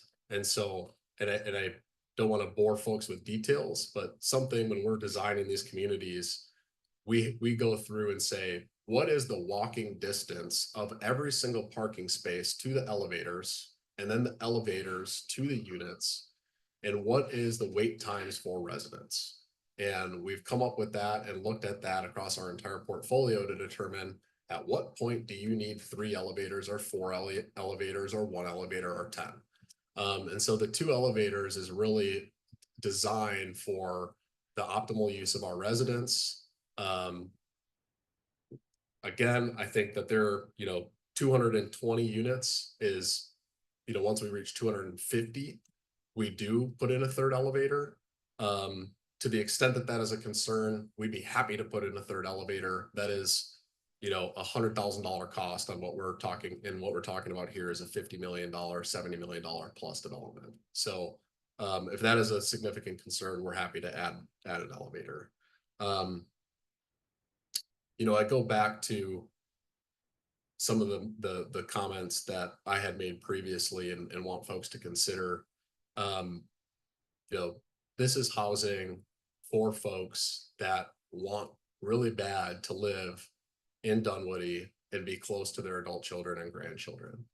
I think there are a lot of discussions that have been had at council and ultimately approved through plans, comprehensive plans, et cetera, that speak to the want and the need for seniors housing. And what we're providing is an independent senior living option that is not currently existing in the city of Dunwoody. And it allows for folks to have really high quality housing that is affordable. Thank you. Thank you. Is there anybody else speaking in favor? All right, at this time, we will close public comment and move on to the commission questions and discussions. I'm going to go ahead and start to my right with Commissioner Edmondson. What do you think? I don't have any right now. Okay. Say that again. Oh, we can go back and forth. Okay. All right, Commissioner Gordon. Okay, so when you say that you're gonna get supplemental money, you know, to keep the costs down, I don't understand like all of that, but what happens if that money goes away? It's a very good question. This is a program that was enacted in '86. It is a bipartisan issue. We've not, there has not been any talk about reducing this, since '86. And so we don't see that as a threat. And so we don't see the possibility of an amendment to the tax code that is really a bipartisan issue and has been the largest provider of housing affordability in the country going away. Thank you. A couple of things that you didn't address that a lot of people seem to have concerns about were the wood construction and also the number of floors. I just wanted to. Sure, I'll touch on, I think in our application, I think that it's part of some conversations that we have had, but I do want to be really clear. What you have before you is not seeking any variations or changes from what Dunwoody would allow. So if this is approved, and we certainly hope that it is, we will have to build to the Dunwoody standards unless those standards change. So if you approve this, and if the city council approves this, we are not seeking special treatment. We're not seeking to be treated differently as part of this application. If the city changes the fire code, which has the little hook that is problematic, we're supportive of that. We think it makes good sense, but that's not part of this application. So I'll admit, I was a little surprised that it came up as a topic. Sometimes when we're up here and we're asking for a zoning and then we're asking for variances and trying to deviate, I did want to, and I'm sorry I was remiss in not addressing that, but that's not part of this. So wanted to be clear, we will comply with whatever the code requirements are. I think it would be, good for the city to take another look. And then I think the children, is that one of the other, I think maybe we could address that a little bit more, the lack of any impact on schools. Sure.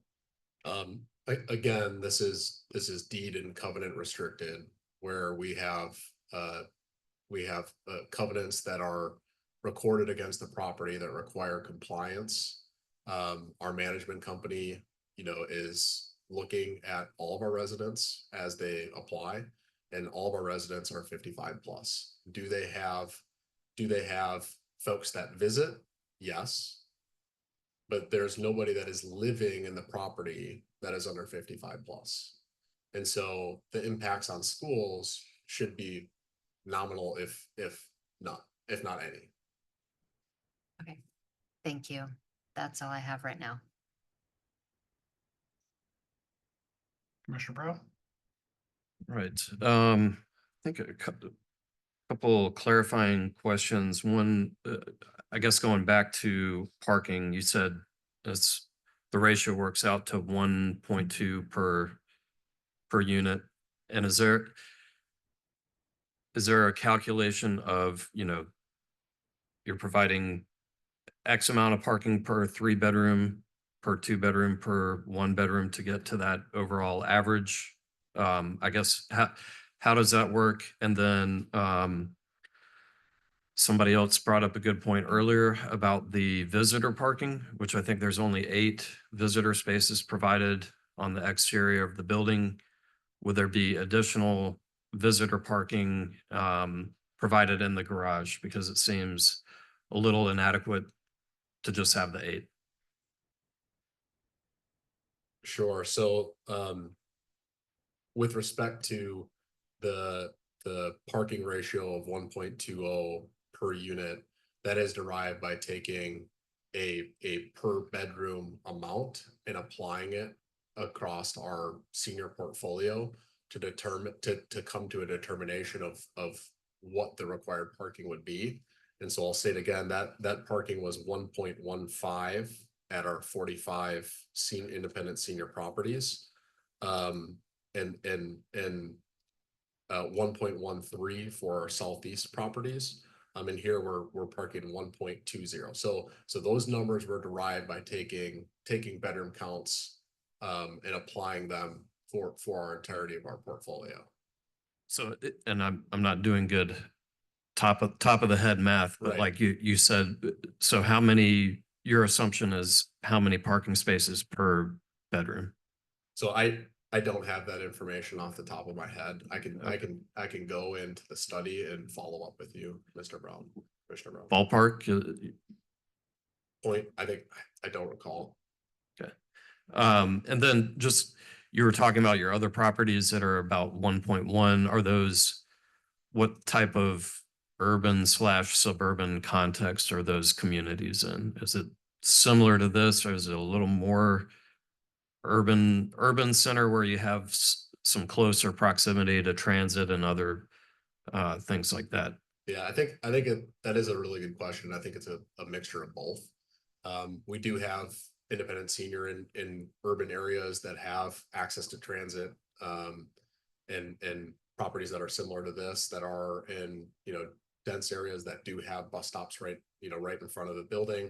I would say that most of our senior residents, our communities are in more suburban areas, that probably don't have access to transit.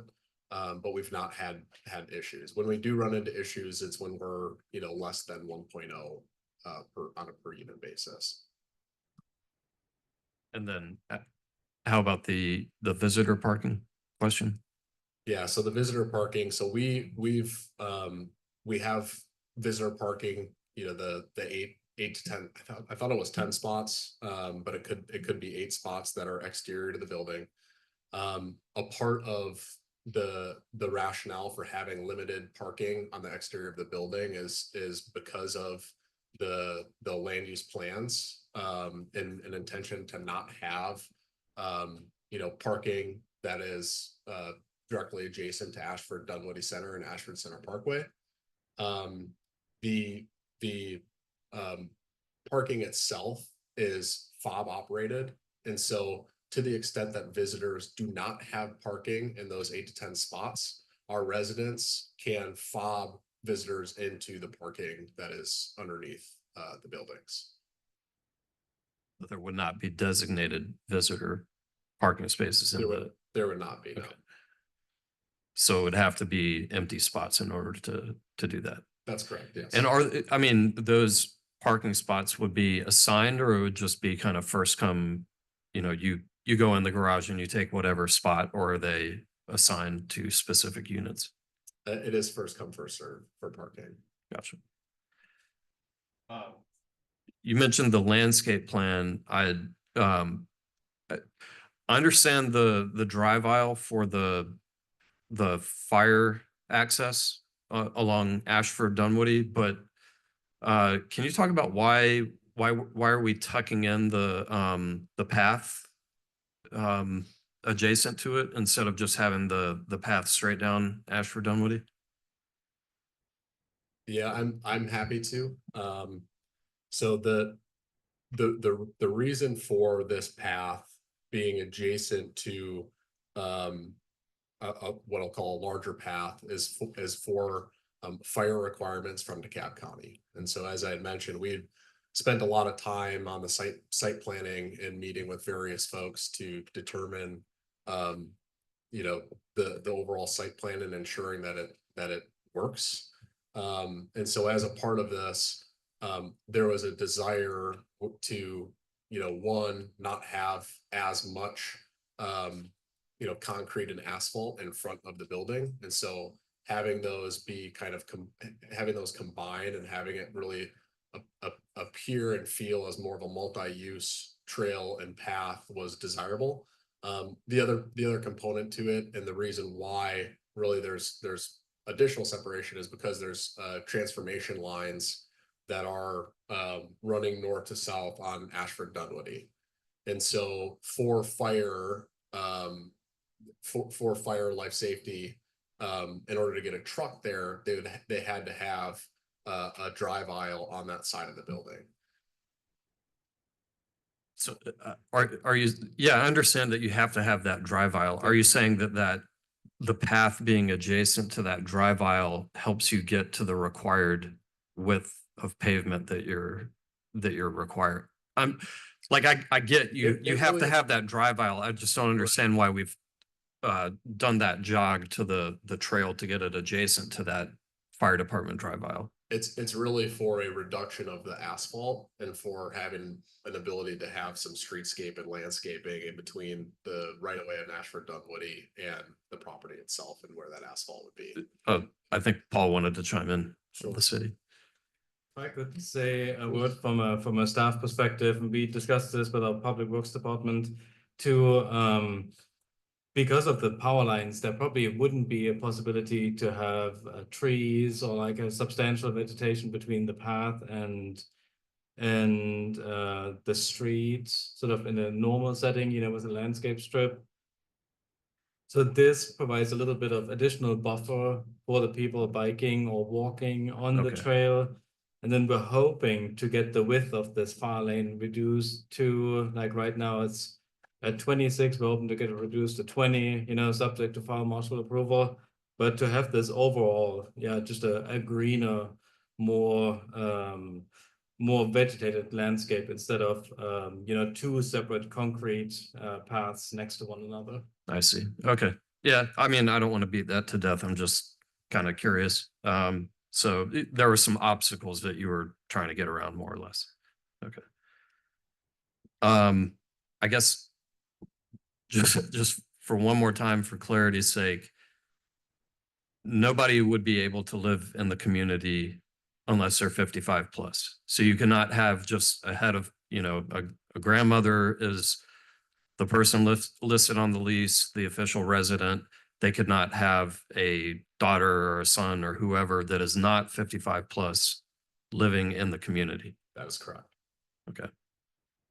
And that is, I guess, for staff, would that be something that could be added as a condition of the rezoning, just to help ensure that that's the case?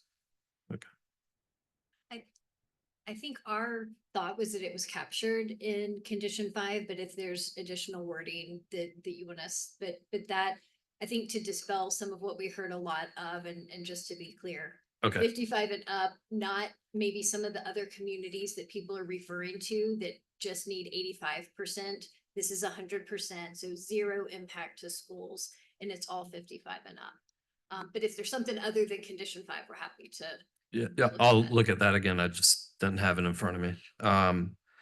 And my last question is for staff, and this goes back to the point about the community's vision. And we have a comp plan currently. We have a comp plan that's drafted and hopefully to be adopted. I've been a little involved along the way, but not as intimately familiar as you and Paul. I know that previous comp plan, you had a character area that encapsulated all of perimeter center, including this area. We're moving towards a character area split off for this kind of specific area that includes the building we're in right now, plus the applicant's property, I think called Ashford or Ashford Center, something like that. And it is meant to be a little bit more of a transition from perimeter center to Dunwoody Village. But I just wanted to get the take of staff. What do you feel this still fits within the vision of where we're going to the new comp plan versus the current comp plan? Or maybe asked better, does anything change from the staff's perspective and for what is kind of envisioned or allowed in that new character area? Like waiting for it, does that change the game, in your opinion? Yeah, and Commissioner Brown, you have the advantage of being sort of very familiar with the comprehensive planning process on the steering committee, and that's exactly right. We agree that this area is not really part of perimeter center. It's also not really a suburban neighborhood. It's some type of transition area. It's the current development. You have some taller office buildings, you have some multifamily, you have some single family. It really sort of is the transition area. It's also legitimately probably the character area that we had the most discussions in at the steering committee, like because of exactly this nature that it's sort of a graduated a graduated area. I do not know offhand what the latest draft, because this was the one that changed back and forth. It allows for some multi-family development, potentially with a special land use permit, and the public hearing. I do not know offhand. But it's the one that was the most intensely discussed as part of the comprehensive planning process. Yeah, and I get why I'm a little torn on this, because I think it's a valuable thing for the community with affordable housing, senior housing. I think it's a good location for it, honestly, but the intensity maybe gets me a little wary, and I think a lot of good points have been brought up today. So yeah, I don't think I have any more questions, but I want to hear what others have to say. Paul, we've been at it about 2 hours. I'd like to call a 5-minute recess, if that's within my authority to do so. Would anybody fight me on that? All right, yeah, we'll take a 5-minute recess and we'll reconvene. It's 8:03 right now. Let's just make it an even 8:10. All right, sorry, everybody, I don't want to belabor this, but yeah.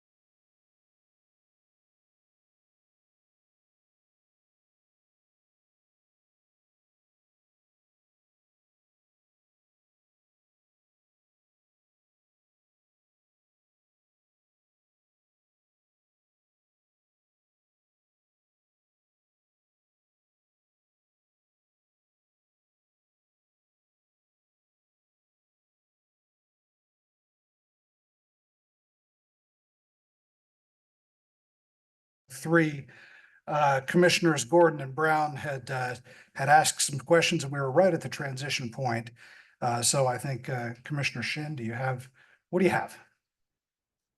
Thank you. And thank you for letting them start because that helped me write down some stuff. I did have a question that came up from all of the comments and things like that about bicycle parking. Is that something that will be part of the site development? Particularly with the Ashford Dunwoody Trail?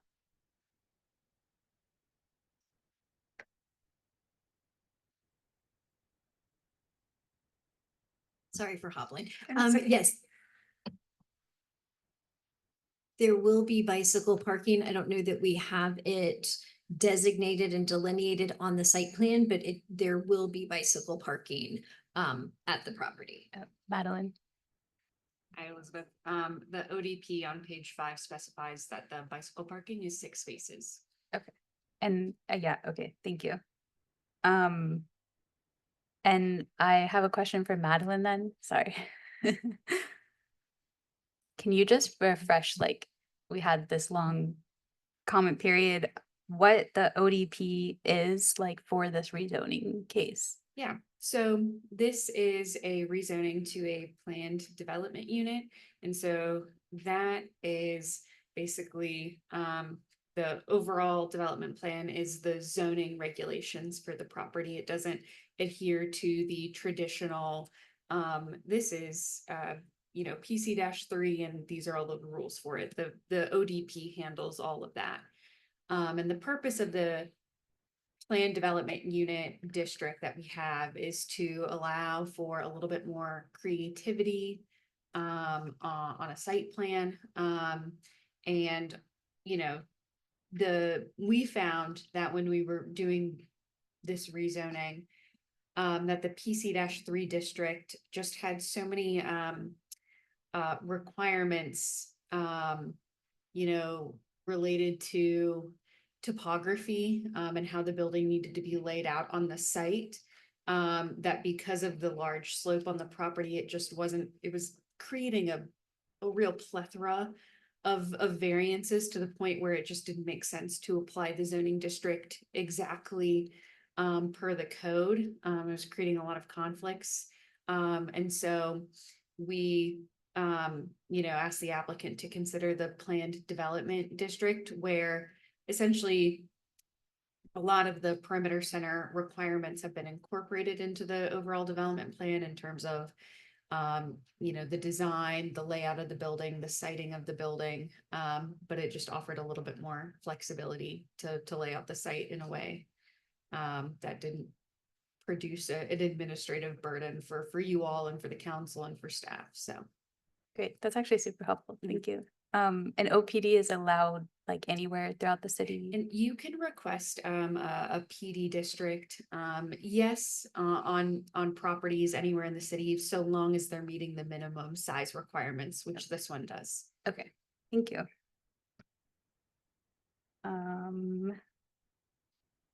I would like to note that I appreciate on the site plan that they are closing that slip lane on Ashford Center Parkway. Ashford Dunwoody falls on our high entry network that's from the Dunwoody Road Safety Action Plan that was adopted. So anything to improve the safety for bikes and peds on this corridor is appreciated. And to Commissioner Brown's point of the 55 plus, condition 5, the staff condition does call out the requirements for that as it pertains to the housing and urban development code and all of that. So we can add language if we want, but I believe that addresses that concern of residents only being 55 and up. And then I have one more question for the applicant. Something that also came up about like amenities and activities, which you did talk about. Will there be like shuttles available for like to go to the mall or go to different places, or like is that just part of your activities like programming?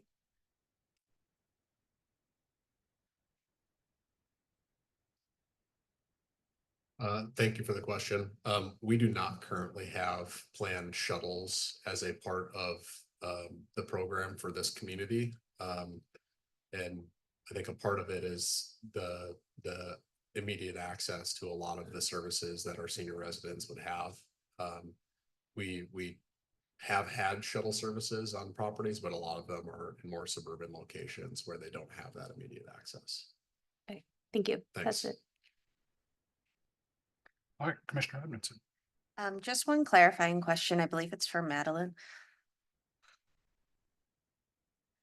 Hey, Madeline, I was just curious, it's a follow-up question to Commissioner Shin's regarding the PD district. If we were to approve the applicant's request to move it and change it to PD district, saying that it was 55 plus, right? How easy would it be for them to get out of that? Let me rephrase that. So what I'm asking basically is, let's say that there's only 20% occupancy at 55 plus. Would they have to come back to us to say, hey, okay, now we need it to be for any age, we need to remove this covenant and restriction? Like, how easy would it be to modify that? Would it come back in front of us? Can you just help me understand that? Yeah, it would require an amendment to the rezoning. And our code only requires certain types of amendments to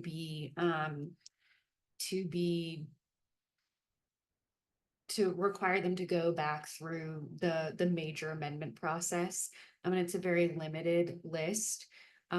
So and it's typically for things like building placement and setbacks. So sometimes specific zoning conditions don't exactly fall under that.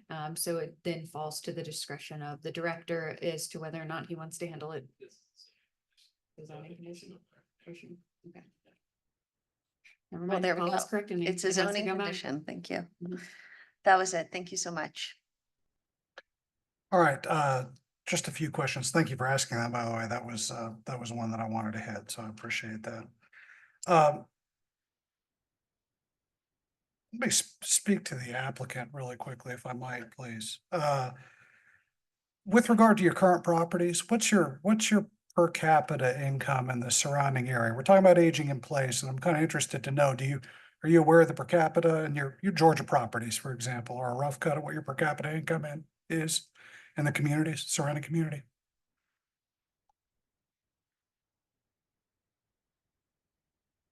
So I'm gonna ask a question. Are you asking what the per person income is for our residents at our properties?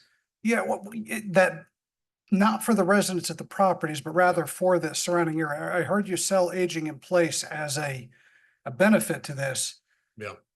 But I think per capita income is probably an important metric, and I imagine you all look at that because that's where your constituency is going to come from. And I'm kind of trying to see, with regard to the properties you're running and managing right now, what's a per capita income in some of your properties in the metro area? Sure. So I don't have that information off the top of my head. Okay. What I will tell you is a lot of the properties that we do have, right? You have residents that, like, for this particular property, right? So we look at capture data with respect to what our residents that fall within our thresholds and within our income bands. And for our senior residents in this area, our capture rate, I believe, is like a 10.6%. And so the state requires capture rates to be less than 30%. When we look at that in comparison to our other properties in Georgia and in our other properties in the Southeast, that is consistent with properties that have lease ups of 90 to 120 days. And so when we look at that and say, is that going to be successful? And maybe to answer some of the questions about, could there be concerns about not capturing 55 plus residents that fit within this criteria? I don't think that we have that concern. And I think the second component is, a lot of our residents are actually coming not from right here. Many of them will, but a lot of them are coming from far distances to be, again, close to their adult children and grandchildren. And so when we look at our properties, and I know this is getting off on a tangent a little bit, but I think it's helpful. Usually there is about 20 to 30 zip codes where 1 to 5 residents are coming from. And so that means that there's a lot of residents that are coming from zip codes because they are moving to a particular area to be close to their adult children, grandchildren. And then there's usually about 50% of the property that are coming from immediate zip codes in the area. Okay. Yeah, I would encourage you as you meet with DHA to share that. I mean, I think I remember the statistic from the slide, the one bedroom, one person's $46,000 is the 80% line. Our per capita in Dunwoody, according to the 2023 census, is 68,000, which is about a 50% margin there over the baseline. So I suspect that this may not be aging in place for many Dunwoodians, and would encourage you to examine that. We heard an individual talk about that as well. This may not be in place for us, despite the fact that I think it's aspirational to be able to move from a home to a single level living. I'm not sure that this solution scratches that itch. So I want to make sure we acknowledge that, or I want to make sure that I'm not misunderstanding. And so that's kind of where we're going there. Have you spoken with the folks next door to that property at Sunrise? We have not spoken with Sunrise, no. Okay. Do you intend to? I think yes, we will. I think a big part of, folks at Sunrise and Sunrise Senior Living, and I actually know the gentleman who is a part of that original development, Rick Searles, who worked with Sunrise for many, many years. And, as some folks who are aging in place, and ultimately our residents eventually can't live in independent living, right?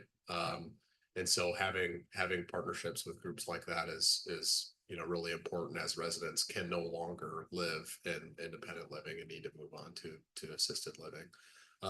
If I may, I'd also maybe address another comment about the 68,000 per capita versus the 46,000. A majority of our residents are on Social Security. We do have a lot of widowed females. So our average population, as they age in place, is about 76 years old. And it's, a big portion of our resident base is widowed females, and average Social Security right now, I believe, is about 22,000. And so they absolutely do fit that criteria, folks that are here in this area. Okay. I would encourage, as you begin speaking with DHA, I would encourage a conversation with Sunrise. I believe that not only that the height of the building might be of interest to them, but the potential for overflow parking to land there. I've become relatively well acquainted with them, as I've just moved a family member in there, so I'm more acquainted than necessarily an average project. But I think, having engaging them, because I think supportive living does walk hand in glove with senior living. I think you raise an excellent point. If there is a synergy there, I'd be interested to see what that looks like and what your conversations with them yield. And Mr. Chair, I did just want to add, we did send them notice, so we have, to the extent we've communicated as far as outreach and given them the information about the application, invited them to the meeting. So that was done. Okay, wonderful. I didn't quite understand how the over 55 was enforced. I heard you say nobody over 55 is able to live in the buildings. Who enforces that? So our management staff enforces it. And then it is a requirement to report to the state agency, who is ultimately giving federal credits. And so that was that credit piece that I was talking about.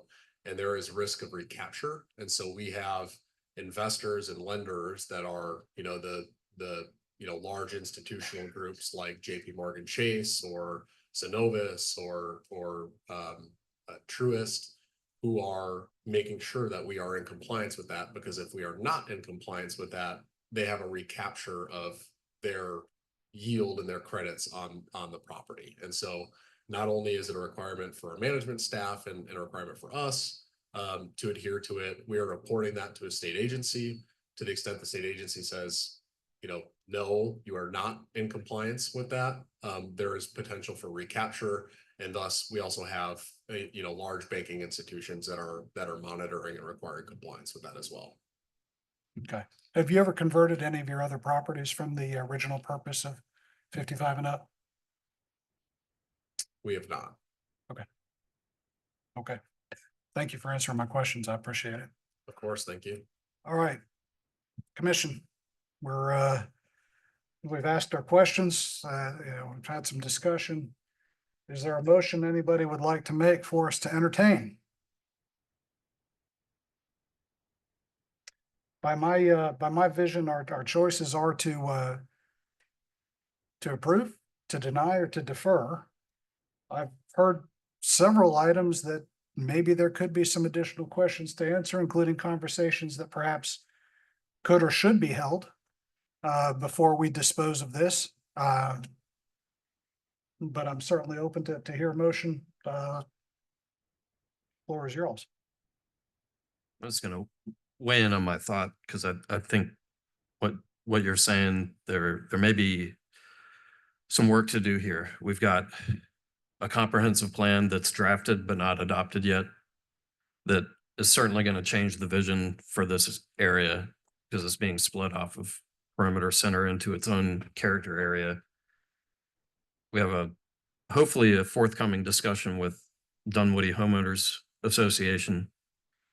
It seems like some more conversations with the community would be very valuable to help dispel some of the myths, or I shouldn't say myths, some of the concerns that were brought up today, some of which may or may not be accurate. Some I think are very valid.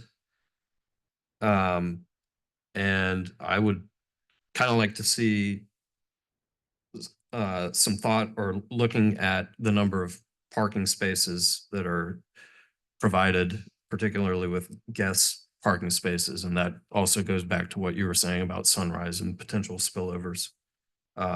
So I don't feel like, I feel like there's a lot of information that could be forthcoming to help us make our decision. Paul. Mr. Chairman, if I could quickly interject. So the applicant has let me know that a vote of deferral to them is as good as a vote of denial because of their requirements to file for their funding. Is that correct?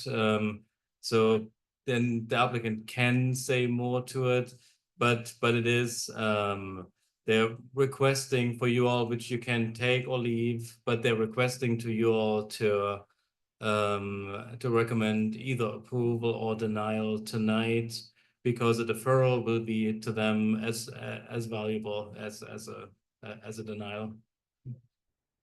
And, yeah, I think Paul said, our request is a decision tonight. We have been in touch with the Dunwoody Homeowners Association quite some time ago. We have done what we could do with community outreach. We did what we could do before we even filed the application.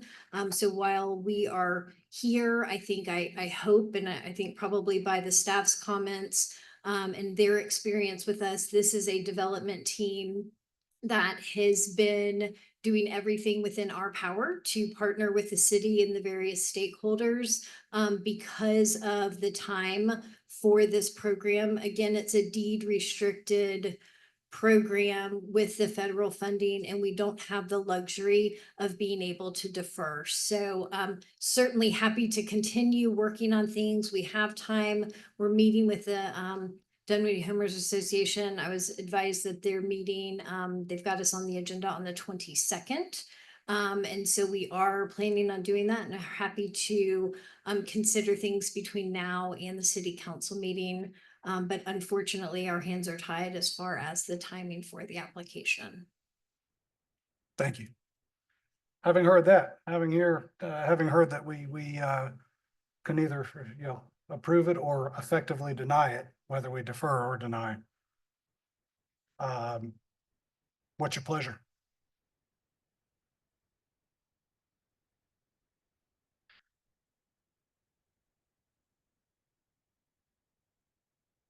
Can you explain why you don't have a month? Why you don't have 2 months? I, I, I don't feel like we need to be held to your timeline in order for us to make a decision. Yeah, so as a part of the application process for funding for this deed restricted program, there's a requirement that you are zoned during the timing of that funding requirement. That we apply for that funding requirement. And so should there be a deferral this evening, we would not make the timing requirement for the funding. And so, we would ask that there would be a motion either for approval or denial. All right, do we have a motion?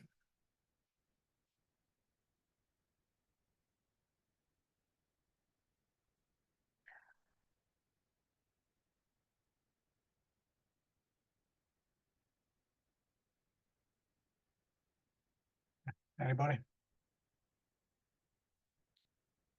Well, I was moving towards a deferral and I'm going to stick to that. I'm going to move to defer this application for the reasons that I stated, for a comp plan adoption, for the applicant to work with the community more, for the applicant to meet with the Dunwoody Homeowners Association to look at the parking situation.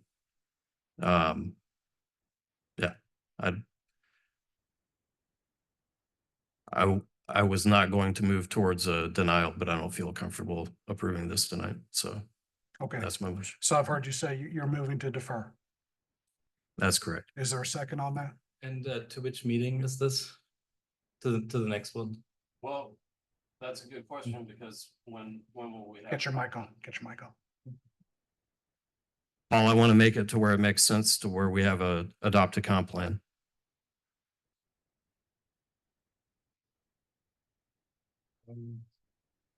This will probably be in late summer, early fall, August, September, October, depending on if that includes like state approval. So that'll be somewhere kind of in that timeline. But we should at least have a pretty clear picture of where it's heading within a month or two, right? So we'll have the public hearing in front of you all this month. Depending on how that goes, we'll have the public hearing in front of the city council probably next month. Then there'll be a second meeting, but we'll have to see. There's always the comp plan may need. We just don't know exactly how that's going to play out. Right.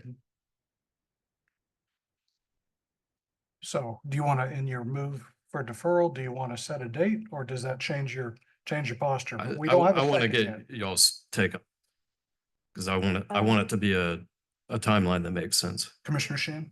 Oh, I'm sorry. I'm sorry, Commissioner Edmondson. Yeah, I would agree with Commissioner Brown. I think deferral is a good option and potentially hearing Paul's remarks that October might be the appropriate meeting for that to come back. I was also looking at adding one more elevator and the income limit conversation that we had. Okay, so I just so I understand what I heard you say, it sounds to me like you're comfortable with the deferral, even though what we've been told about the deferral, the net effect of that. So, okay, and plus some additional qualifiers, but ultimately net effect is we're going to hear it again. We'll be able to take that up. Commissioner Edmondson. I guess my only thought would be, I would feel better doing it in July after having some more information, like we're able to be here, understand the comp plan, understand the comments from the community, and then look at it there. I like the concept of the affordable housing for the older population. I understand the time restrictions, but I also don't feel like we have all of the information.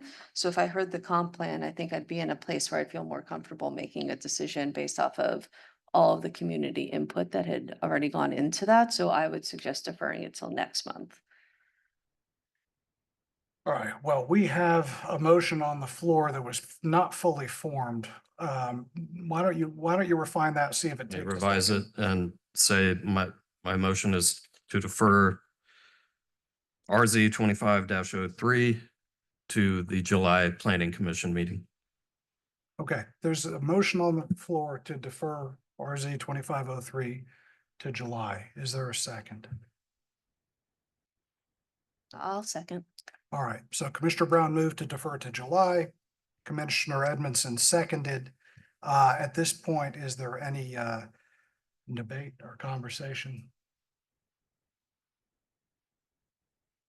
Okay, hearing none, all in favor of granting that motion to defer, raise your hand. All opposed, like sign. All right, that motion carries unanimously. Thank you, everybody. That's going to be under deferral.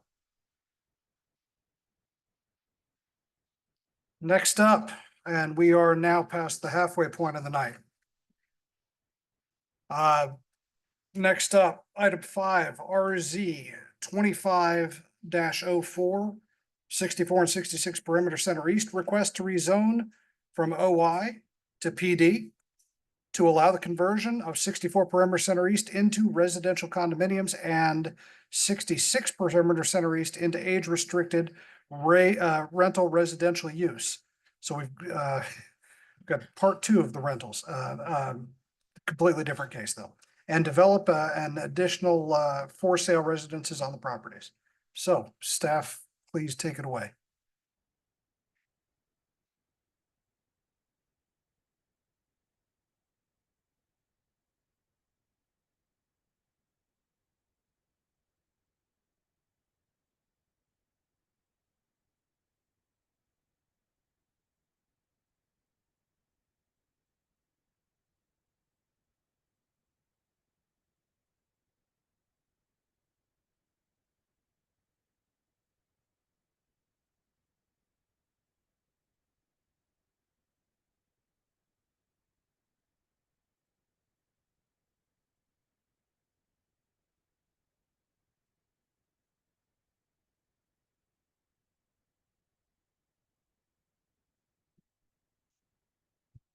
All right, good evening, Mr. Chairman. Good evening, commissioners. We have another zoning case in front of you all, this one with twice as many residential units than the previous one.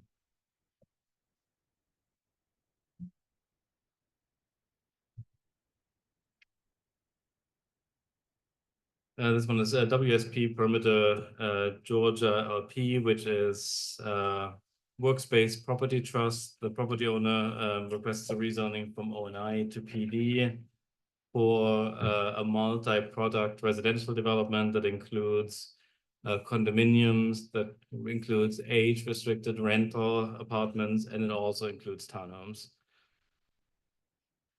I have this aerial photo here, this drone photo that shows the location of the property. It's 2 parcels currently, approximately 16.4 acres. It's developed with the former State Farm office buildings that they occupied before they moved into their new buildings. I've labeled the different buildings on here. The 64 PCE building, you'll hear those numbers a couple of times during the presentation. 64 PCE is a taller building, it's a 13-story office building. Then you have the 66 PCE building, which is perpendicular to that. It's like the shorter of the 2 buildings. It's a 8-story building. Together, they're approximately 650,000 square feet of office space. There's also 2 additional buildings on there. There's a parking deck to the east in the foreground of this. That's a multi-story parking deck that would remain.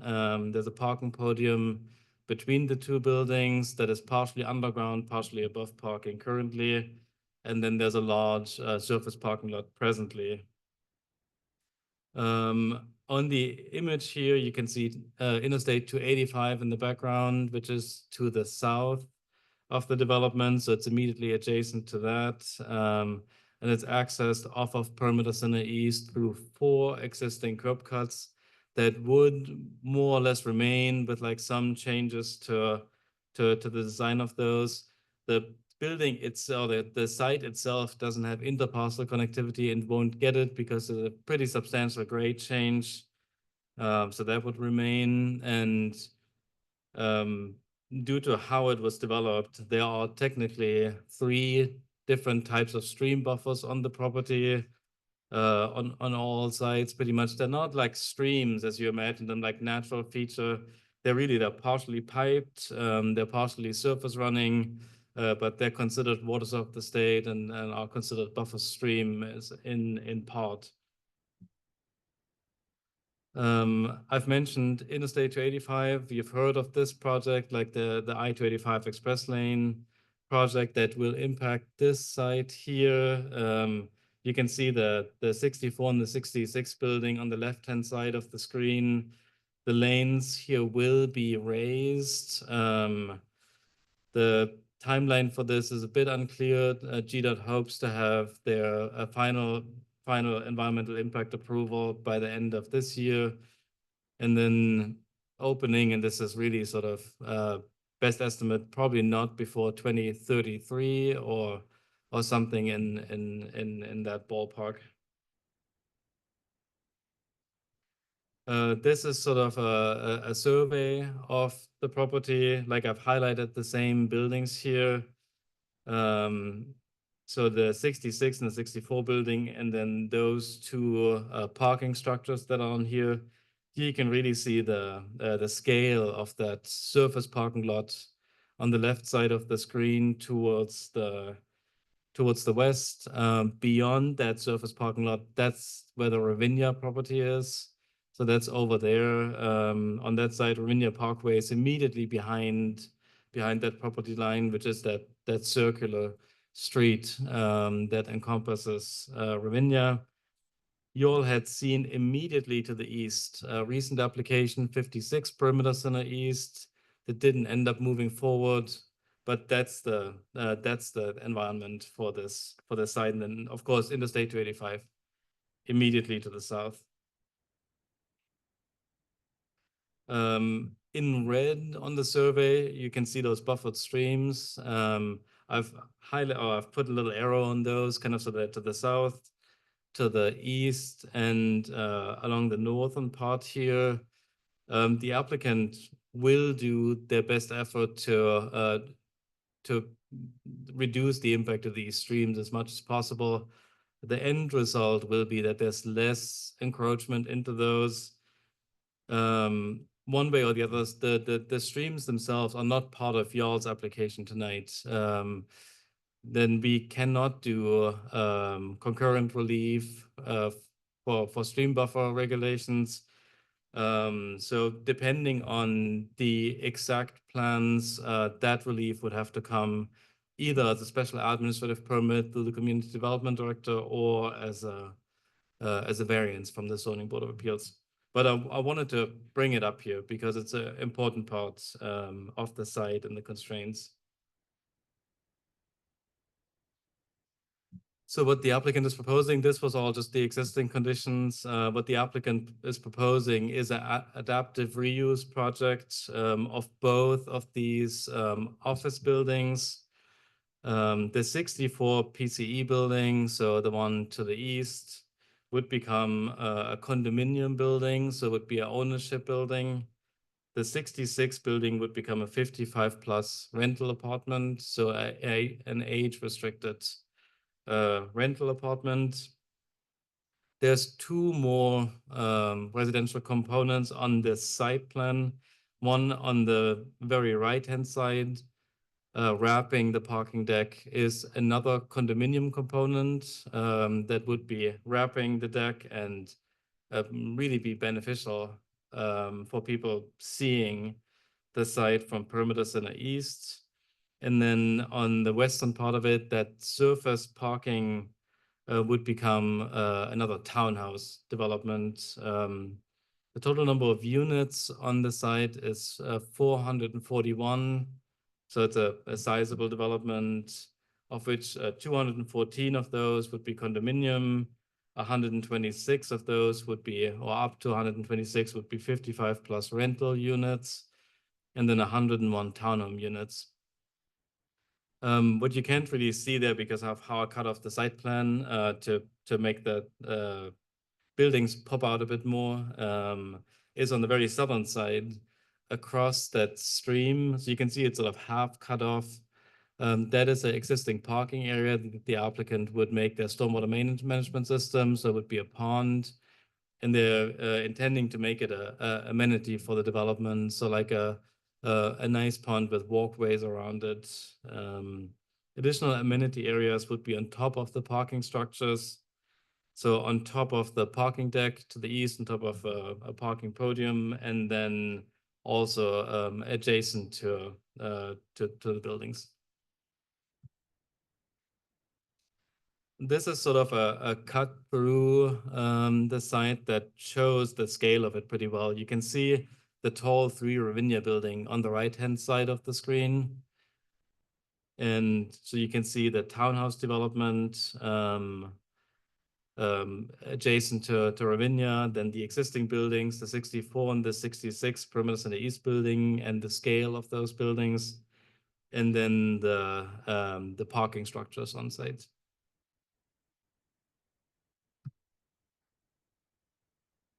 I've mentioned this before, but the site would continue to be accessed through the 4 curb cuts that exist on perimeter center east. There will be some slight modifications to make it work with a development program. There is a street, and I have a site plan in a moment to make clearer sort of what all these components are. There's a new street proposed that provides access to the townhomes. In the perimeter center area, we have a program for infill street grid system, sort of to create, in addition to those major streets that everybody has to get on, to create a internal street grid. So they're proposing a street as part of that. Was initially planned as a public street by the applicant. Our preference would be for the street to remain private until it connects. Planned for right now until the Ravinia property will be redeveloped or Ravinia will receive that street, would be for it to be stopped out at the property line. Additional transportation improvement is a 12-foot multi-use trail along the northern property line. Again, that location is proposed in our trail master plan. This would eventually be the connection from that bridge that goes over the creek behind the Townsend townhomes towards Ashford Dunwoody Road. So the applicant is proposing to build this out and again stub it out at the property line from Ravinia until that can be connected in the future. Along perimeter center east, they're either proposing a 12-foot multi-use trail or 6-foot sidewalk along perimeter center east. It's no fault of the applicant that we don't have the exact proposal in front of you all. The city public works department is currently reviewing the future use of perimeter center east because it's a street that's over-dimensioned for current traffic flows. There are thoughts of taking one of those arms and making them either like a park type or a trail type facility, which could be along the inner or the outer side. We'll have that figured out before this makes it to the city council, but both solutions work.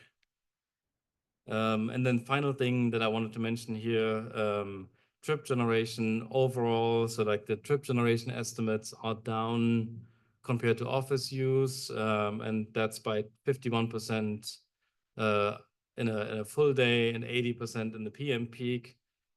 Compared to an office use, and that's because an office, the desks are stacked so close to one another that an office building with the same footprint holds a lot more people than a residential building. And this just briefly, like the location of that new street in red here that would eventually connect to Ravinia Parkway. And then along the northern side of the property, that 12-foot path, same thing, that would make its way up to the Ravinia property eventually once that gets redeveloped. And then a location for streetscape improvements along Perimeter Center East. This is the same as we had this discussion before, where this is a PD development, so a planned development district, where the overall development plan sets the zoning parameters, and you have it as part of your package. So all of that would become a zoning condition. So it's mandatory for the site that specifies the type of uses that are allowed, specifies the number of units that are allowed, specifies the construction materials, which in this case for the existing buildings are by and large, the glass facade. For the proposed new buildings, there would be a set of high quality materials that would be 80% of the exterior that it would be clad in. And then sustainability measures for the new buildings would follow what is in the perimeter center zoning, which this doesn't follow, but like equivalent would be provided by the applicant here. And then, and I'm not going to read all of this out, but I'll just address a few reasons that lead us for staff recommendation of approval for this. Comprehensive plan, and this has both, it encourages the integration of senior appropriate housing into the fabric of the community. This is a great location, very central for those seniors. Then it's the owner-occupied housing. This one is a very substantial, like the majority of units here are owner-occupied housing. And then finally, comprehensive plan also calls out the redevelopment of these large surface parking facilities into other land uses, which this one also will do.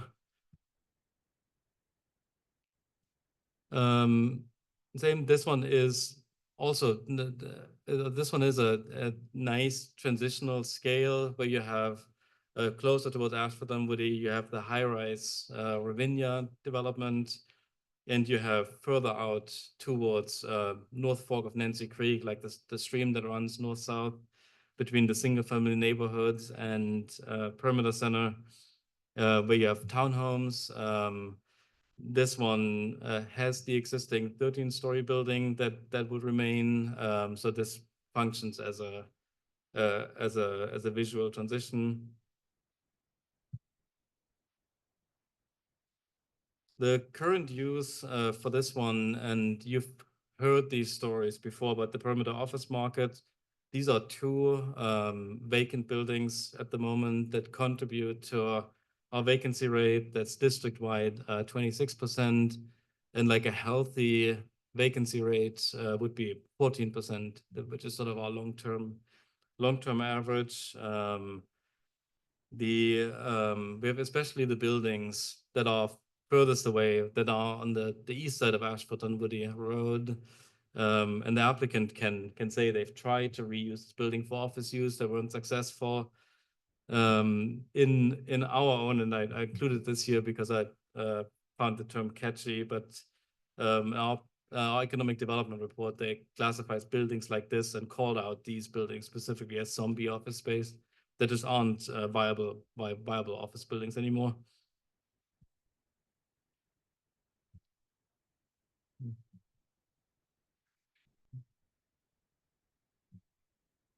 Yeah, and then I've mentioned these things.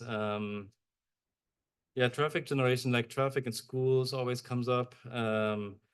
a traffic trip generation is less than what was required there too, or what was initially sort of what would be happening if it was an office building. So there's really no streetscape improvements or no capacity improvements needed for this because it was planned for much higher traffic loads. And then the elementary school and middle school that this is zoned for is currently under capacity. We have this demographic shift, you know, where we have less kids than we used to have, which starts in elementary schools and will trickle down into the middle and eventually into the high school.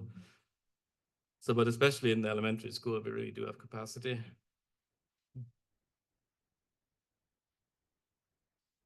Again, to mention that we're recommending approval of the application. We have the conditions here.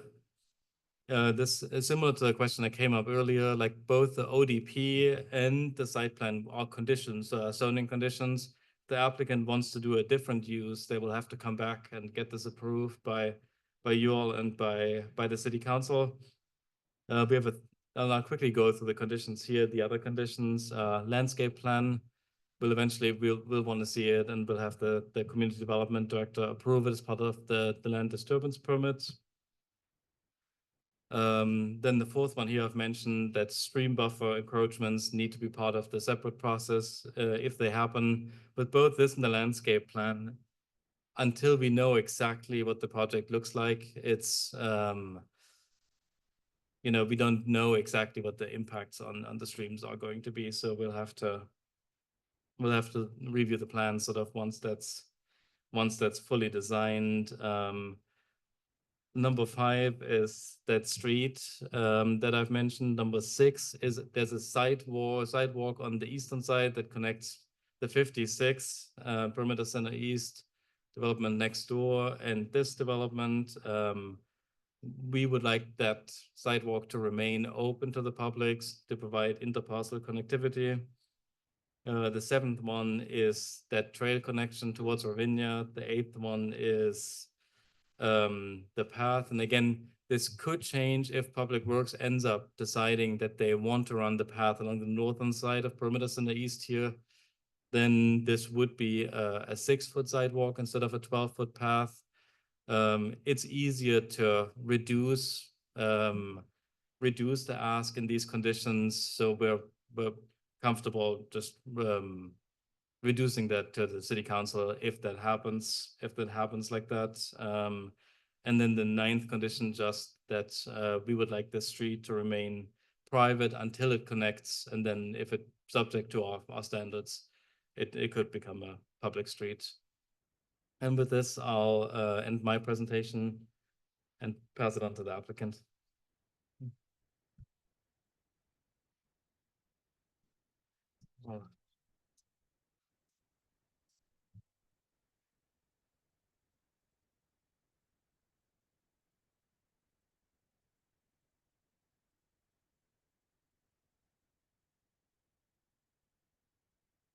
Share the screen again.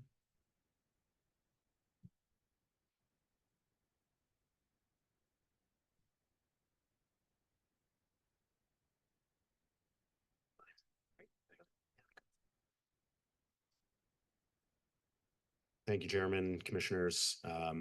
Introduce myself. My name is Peter Hansen. I'm the Senior Vice President and Head of Strategic Initiatives for the proud owner of this office, Albatross, 6466 Perimeter Center East. Workspace is a national owner operator of office, industrial, and mixed-use properties. So this is one of 200 buildings we own across the U.S. And we're very excited about this opportunity for adaptive reuse. We think that the plan we've presented, after learning a lot of and collecting a lot of feedback from the community, the Edge 2.0 study, and other sort of sources, really guided us to arrive at the plan we have. And we've assembled a great team to execute on this business plan, and look forward to your feedback and comment and from the rest of the community as well. Great, sure. Good evening, Chairman, members of the commission. My name is Jessica Hill. My business address is 600 Peachtree, and I represent Workspace Property Trust. I want to thank the staff for our agenda placement. I feel like some of the comments that you have received tonight are really very positive for what we're trying to accomplish here, so thank you. And I would also like to point out that while this is 2 times the number of units, we're 4 times the property size of the last application. So Mr. Leonhardt did a wonderful job of going through the application. So I'm going to flip through these slides fairly quickly. But just to remind you of some things, one, this is 16.4 acres. It is immediately adjacent to the interstate, to Ravinia. We have got the Bell Perimeter Center Apartments immediately to the north on the western side, and as well as the Townsend Perimeter Townhomes, which you can see kind of north on the screen. So we're, from a use perspective, proximate from an ecosystem. All right, let's see if I can make this. That did not go the way I wanted to go. You sure down? No, I think the left and the right. She said down. Oh, it didn't go down. you give it a second. Like I had to do this last time, and I had to wait a second too. Yeah, you like clicked into. Let me see if it works now. Is it working? Yes, no. Okay. All right. Sorry. You've seen some of the images again of the existing conditions, which will be relatively the same. Aside from this parking structure that you see, we'll have an amenity deck on top of it and some residential units cladding it. Other views, just to orient you, this is the sea of parking that will become townhomes. All right, now we get to the site plan. All right, going from right to left, we will keep the existing parking structure. What you see in purple is amenities going on the top of the parking structure, and what you're seeing in gold little boxes are units that are planned to clad the parking structure on both the Perimeter Center east side as well as on the western side. And that's going to be the condo building that is immediately adjacent to the existing Perimeter Center building that will also be a condo building, the main building. As mentioned, that is 214 owner-occupied multi-units in the existing building. You can see the parking structure and amenity area also in purple just to the west. As you continue moving left, you can see another existing building. That is where the age restricted is proposed. That is the only rental component on this project. It is 126 units in the existing building, and it has an amenity area again in purple just to the north of it. The other purple area that you see close to Perimeter Center East is a 4th amenity area, which is proposed for the townhomes. Again, those are on the western portion of the site, and you can see that is 101 units. And then we have a large at the bottom left of the screen. You can see a predominantly stream buffer green area where the stormwater management will occur as well. I know Mr. Leonhardt touched on this, but this project will remove encroachments in the stream buffer. There will be encroachments that remain. We will be trying to replace existing within buffered areas, and the intent is to not have to ask for any sort of new encroachments into the stream buffer area. And our project civil engineer, Ken Wood, would be happy to answer any questions you've got about that. Was also touched on the initial presentation. We do have a street connection that is required by the code. One thing to note about the PD district that we have requested, we looked at PC2. That was the first thing that we looked at to rezone this property. But because of the existing conditions and how they fit into the PC2 district, we were looking at like 12 variances to fit it. And so what we did is we created an overall development plan, pulled all of the PC2 requirements in that actually matched with this plan, and created our own district. But one of the requirements is to provide this street connection through here. And it is the northernmost curb cut that you see that heads down between the townhomes and the existing buildings. And then it cuts over to the west to Ravinia with an esplanade area. Let's see. Here's a slide, happy to go back to this, just showing vehicular and pedestrian connections through the site. As mentioned, there's a trail connection at the north. We're working with the staff on the Perimeter Center East streetscape, and then there will be sidewalks and pedestrian amenities throughout. This just shows parking areas. The site does have guest parking and has ample parking given the existing parking structures. And you can see in pink the different parking opportunities on the project.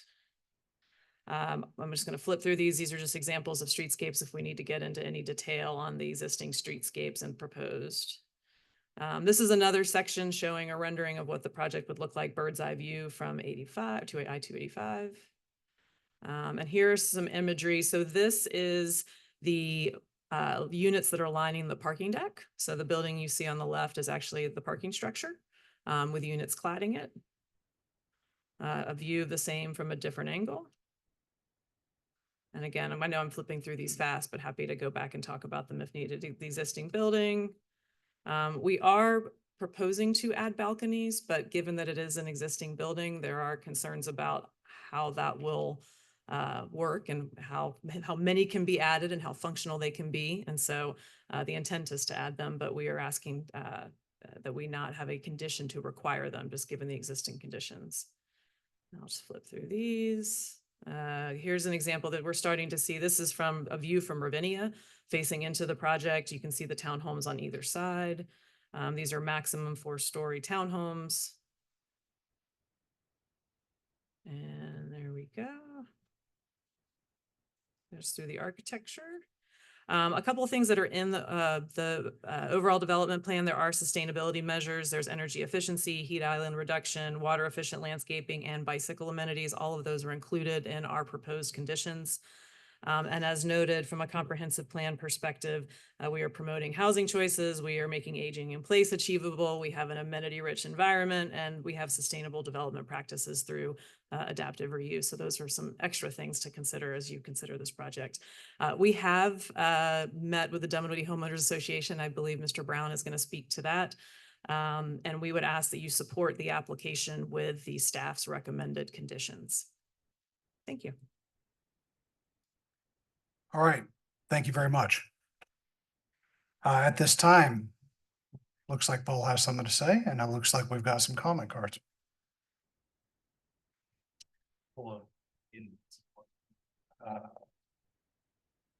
This is all we've got. Yeah, okay, got you. All right, we're gonna open up for 10 minutes speaking in favor, and then of course, after that, 10 minutes against. I've got cards here in front of me, and I would ask Mr. Brown, please feel free to come forward.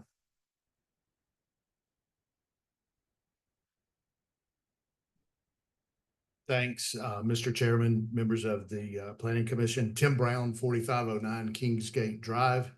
I am here as DHA president.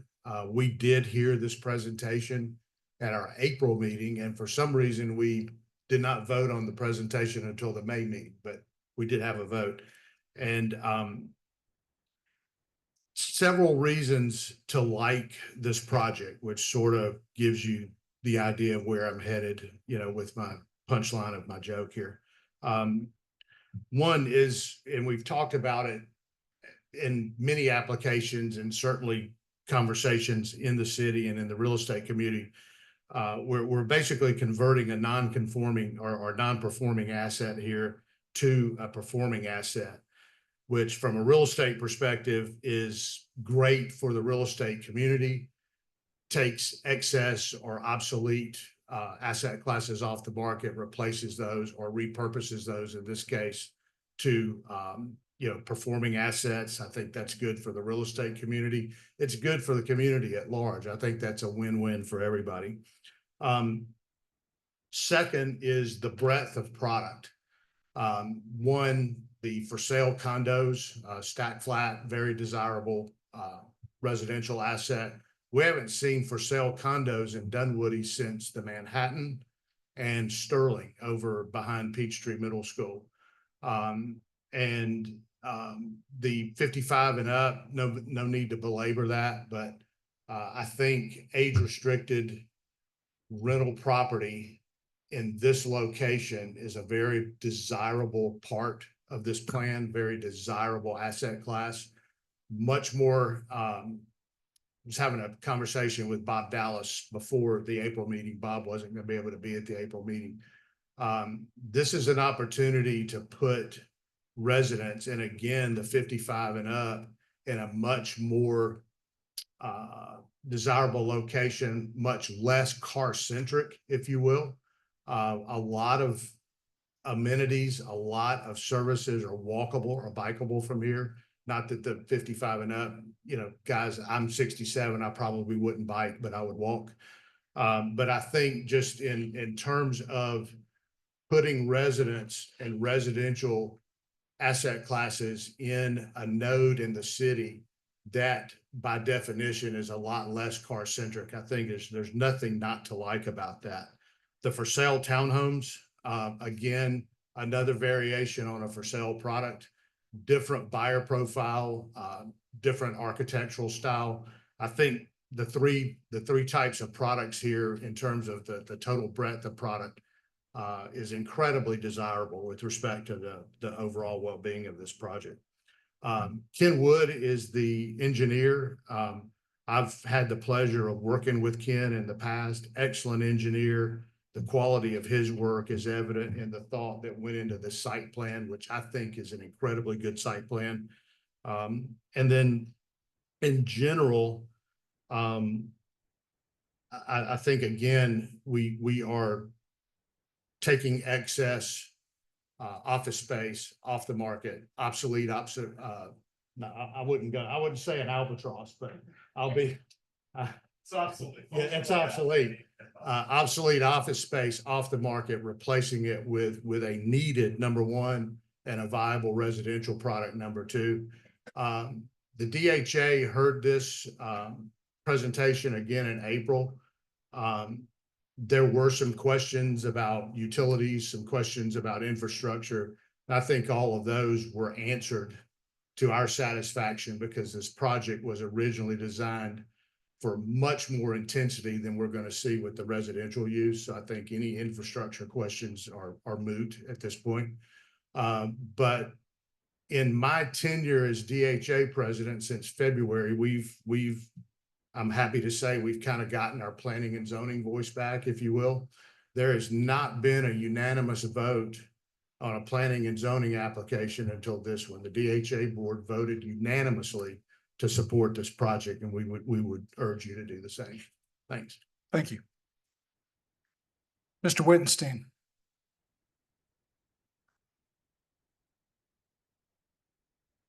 Good evening again. Robert Wittenstein, 1146 Bordeaux Court. This is great. This is what we want.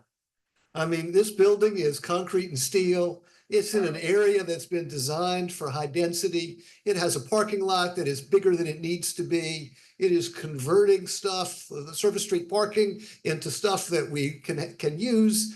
There is nothing not to like about this, and we should find more opportunities to do this exact same thing. Thank you. Thank you. Mr. Della Justina.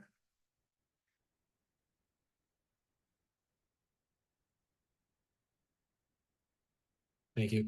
Hard to follow after the two gentlemen here, but also speaking forward, I'm one of the few homeowners that lives off of that street. The project is great. The architecture is sensible. The mix of townhomes and rentals and converting of the office space is just a great thing.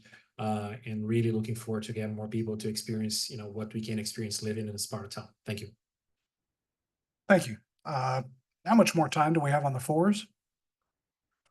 All right, is there anybody else here to speak in favor of this? Come on up. Thank you. Ashley Baumgartner, 1175 Ocho Court. I wish the crowd had stayed to see how it could be done in the city of Dunwoody. This is a beautiful proposal. Repurposing office space, I think, is great. I want to temper my enthusiasm, and I am very pro this. We keep referring to the 55 plus communities. I do represent school-age children. I just want to make it clear that I looked it up. The Fair Housing Act has an exemption called HOPA, H-O-P-A. And as a rule of that, 80% of the occupied units in the community must be occupied by at least one person who is 55 years or older. So I just want to make sure we are considering, like, not you guys, the last group said, oh no, everyone's going to be 55, everyone's going to be, but to qualify, and that's in their section 5, it's just one person. So that's the only thing. I just want to be careful of overcrowding our already overcrowded schools. We know that working with the school system is very difficult, but 99% beautiful proposal. Thank you. Anybody else speaking in favor? All right, will there be anybody speaking against? All right, Seeing none, we'll go ahead and move forward to commission questions and discussion. This time I am going to start to my right. So Commissioner Edmondson. And I have what's my your pleasure? questions ready this Okay. time. Perfect. Thank you so much for the proposal. I just wanted a point of clarification. It can be staff or the applicant. I think I saw that it said mixed use residential. Are we talking about stores or something on the bottom, or is it all condo? Okay, got it. I see Paul saying no, so, okay. Yeah, it's an all residential development. We do have the ability, the existing office buildings can be used as office still until they are converted. Office, and there's a small data center in one of the existing buildings, but there is no retail or restaurant Okay. or any other. Great, thank you so much for that. And when it comes to the townhomes, I just wanted to get a better understanding of the green space that you're planning for that, and if there's any yards or kind of court, like, just help me understand that a little bit for us dog owners. Awesome. Kenneth Wood, 350 Research Court.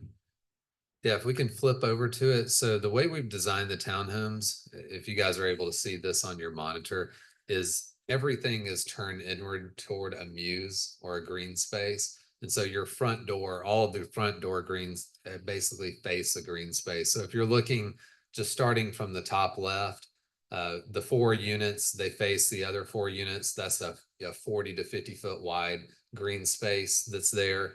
The ones in the middle, that's another 40, 50 foot wide green space all the way down, and it has the sidewalks on each side. And so we see these, we've done these a ton. We have a lot of projects going on in Alpharetta and some different places, close to here where we've done this and turned them inside. And they really work well because it's the place where people can gather. If you have your dogs, you can walk them. We also created that spot on the bottom as well, so that it's a large pond that would hold water in the bottom of it, be able to have a walking trail around it, like a horse fence, something that really kind of fits in. And then there's green spaces all to the side of that. And so it's not totally programmed yet, but I'm sure there'll be a bark park or something like that, just the way we always, usually amenitize those. Great. My last question while I still have you, I know you talked a little bit about sustainability. Are you going for LEED certification? And if so, what type? I don't believe there's full lead, No. but all the latest Energy Star, the energy code keeps getting updated almost, seems like about every 3 years. And Chuck is here. They're an amazing architectural group, and we're gonna have the highest standards in energy efficiency for this. Okay, that's it from me. All right, thank you. Commissioner Shin. I'll start with my questions for the staff.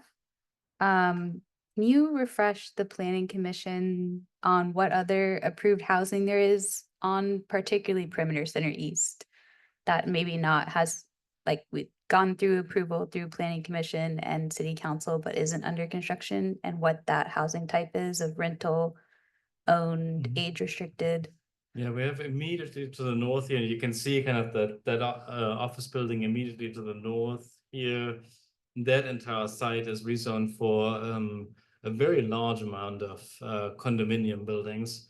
That one was before you all again, sort of as an attempted project, I want to say a year and a half ago, because they couldn't make it work. It's been sort of dormant since then. That was withdrawn, but that's I do not know, but for like, what is it, 3,000 condominium units, also a very, very large amount. And then on the other side of Perimeter Center East, it's a street that loops around. You have 84 Perimeter Center East, which also submitted a follow-up application, but that's approved for 55 plus rental apartments. Thank you. And you did mention that this didn't require a traffic study because of the previous use would have, through trip generation, generated more trips. And they've submitted it. They've submitted a trip generation overview. Yeah. Okay. Yeah, I was just wondering, like, this is like a reuse, so empty office versus like 400 plus new units. Obviously, there's difference in traffic volume there. And yeah, I think I saw that there were the trip generation. Okay, that's my questions for you, Paul. Thank you. For the applicant, I have just some questions on the site overall. Particularly for parking, I guess you guys are maintaining a lot of the parking that's out there today. So do you know you're suggesting, almost 400 to 500 units altogether throughout the entire 16-acre site? So how many parking spaces will there be between the existing deck, podium, on-street parking? How many parking spots do the townhomes get? Like, Sure. can you walk through all of that? Sure, it's kind of going left to right. The one thing we have is parking, and so if you're looking at the townhomes, you have a lot more.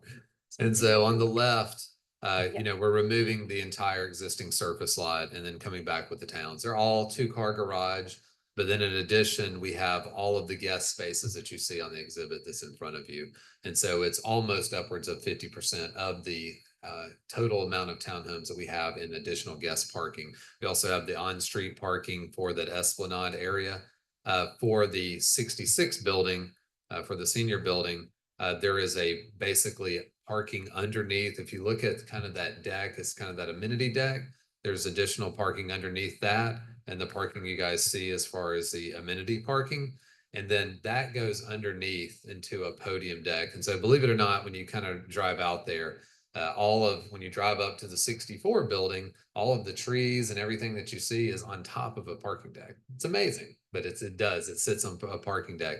And so between that podium underground parking area that's multiple story and then the taller deck on the other side, we're actually really over parked. That's why we're able to take the top of it and create pickleball courts or other type of amenities. So we're actually been trying to figure out how to take away parking because we have so much of it. I think we actually have like 1,100 spaces on the site. So Yeah. but we don't need anywhere near that many. But yeah, so we're just trying to be creative about how this works. I mean, it was Georgia Power building originally. So it already has like electric chargers for electric vehicles. And so it's very well equipped. It's very unique. Yeah, I was gonna say, it almost seems like there's too much parking. Well, thank you for that. Also with the townhomes, you mentioned 2-car garage.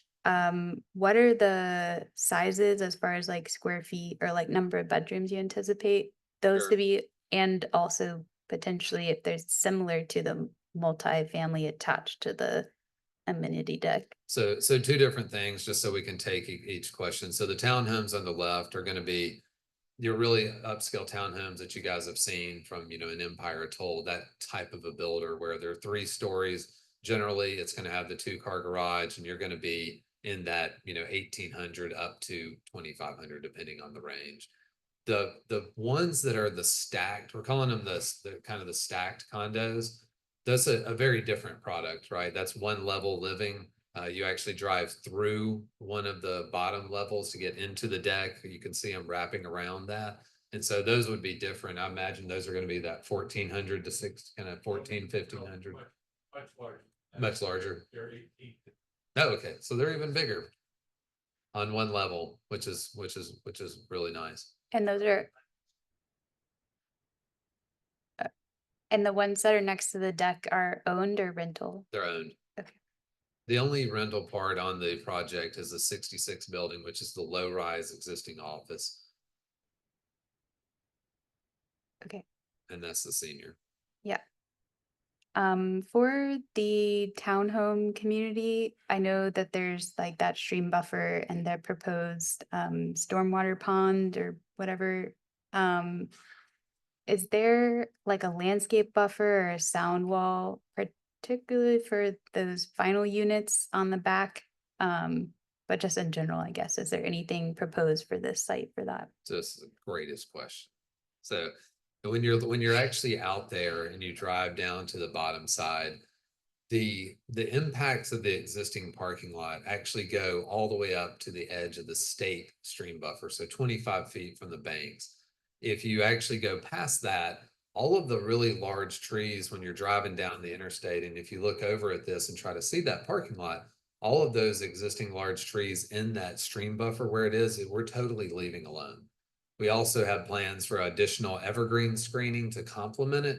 But your concern would be our concern, you know, we have to sell a really upscale community, and so buffering is going to be just as important. But what's really great about the way this sets up is the stream buffer and all the trees in it, we're actually not touching any of that. We're only impacting where the pavement is today.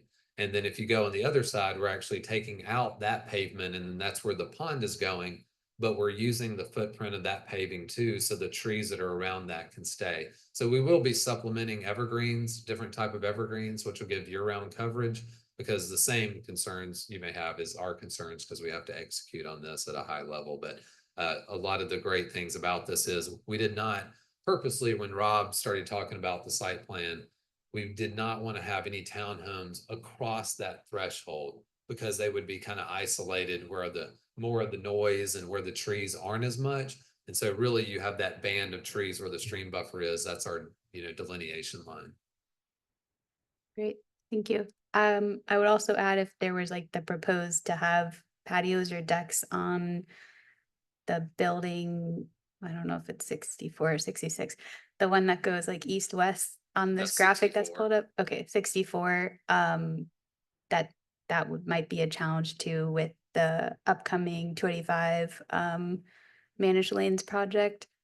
And that's where I'm kind of saying, like, there's some residential along the 400 project or 285 that's been hard to sell for the similar reasons. Right. So The interesting thing about this one though, elevation wise, is it sits up at a pretty decent height, even the first floor. So, the existing, both of the buildings. Name and address. I'm sorry. Rob Kilroy, from Charlotte, North Carolina. And I would be the daily project manager, for the, adaptive reuse. Both buildings have a lower level, storefront glass, basically curtain wall, and the upper levels are glass as well.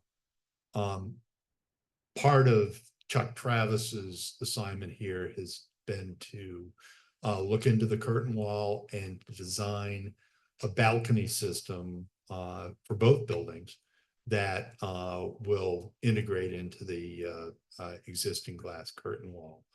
And as part of that, we're working very hard on sound attenuation. What we may end up doing here is placing a second level of glass inside the glass curtain wall for additional sound attenuation.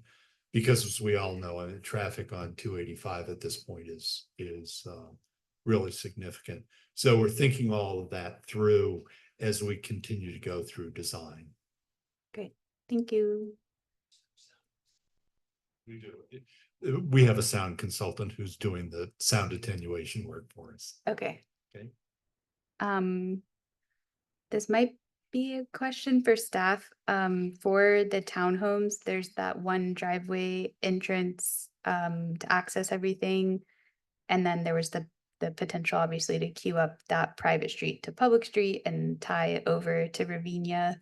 Fire has like approved this, and the fire access checks Yeah. out for everything, Yeah, right? fire marshal has seen it and fire marshal has approved it. Okay. And then you mentioned as the applicant that one of the buildings will be 55 plus. How will that age restriction be enforced? Our interpretation of the 55 plus is that one of the residents will have to be over 55 to live there. And it will be the responsibility of our property manager to enforce that. And that will be actually a deed restriction that goes with the property, I believe, correct? And the zoning condition as well.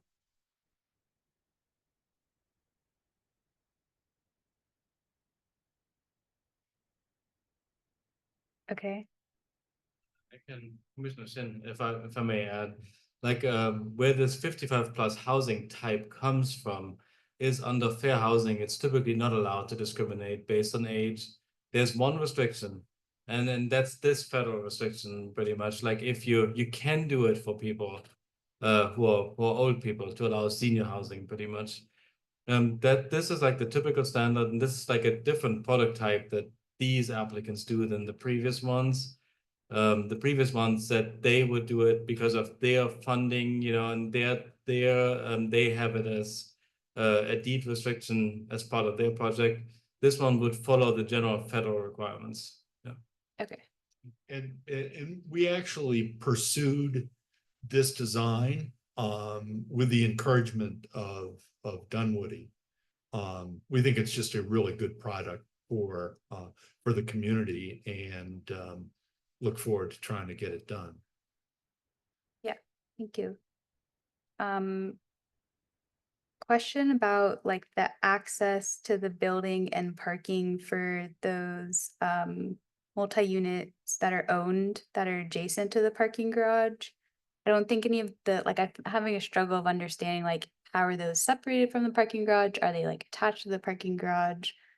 Where is like their green area garages? Like, how does that work? We're gonna let you talk to all the team members tonight. So, our architect, Chuck. This trip for nothing. And it was a very difficult trip, but I'm glad to be here. Thank you, Mr. Chairman and board members. I'm Chuck Travis, principal with the Housing Studio in Charlotte. And to answer your question, these are what we call liner units. So you have the garage, and then the liner units, they actually have a corridor that's adjacent to the garage itself. So at each level, you can park on the level you live and walk into the corridor and go directly into your unit. So it's fairly simple. The way we've designed it, so if you live on the top floor, we're also looking at the opportunities of how you can actually have a garden on top of the parking structure itself. Hopefully that answers your question. Yeah, and there was a earlier one of them, like the access to the parking garage is going to be like underneath one of them, right? Yes, you can see where the drive is coming into the parking structure that's adjacent to that front motor court at 64. I don't know if you can see. There are actually two. Can you go to the renderings? Yeah. Yeah, I There can should see be a where the rendering if you driveway keep going. access is. That shows the entry. Just keep going. One more. No, that would get back up. Oh, yeah. That's the only one. Okay, you can almost see the entry. I'm sorry. Yeah, right Can you next see to the can you note. see Yeah, the yeah, yeah. cursor? Can you see the cursor on the screen? Mhm. Okay, that's the entry. And so there's a drive that goes across the front motor court that is for 64. There's a really wonderful sense of arrival with the motor court in front of that building. And you'll drive directly into the garage, and it's basically an opening that's in the building. Hopefully it won't look like, you know, a hole into a garage. It's going to be nicely designed, very boutique-y, nice lighting. And so it becomes a nice transition. So when you come home, you're coming home to your parking structure, and then you can drive to the floor that you live on and walk immediately into the building. It's really a perfect world for carrying in groceries and, you know, just ease of getting to and from your automobile. Great. Thank you. Thank you. And just two comments, not any more questions. Based on like the housing type here of having it be larger units, having it be mainly owned, I would push back on that this isn't adding burden to the schools. I feel like this is an attractive product that families would want to move into. Knowing people that live in the townhomes that are just down the street on Perimeter Center that have families, that eventually will be going to those schools. So that's it. Thank you. Commissioner Brown. Right. I think Commissioner Shin covered most of my questions, so I really just have maybe one or two. Actually, for staff, I wanted to ask, so a lot of these applications, we have elevations. This one, we really don't have elevations, we have renderings. So do the, are the elevations required?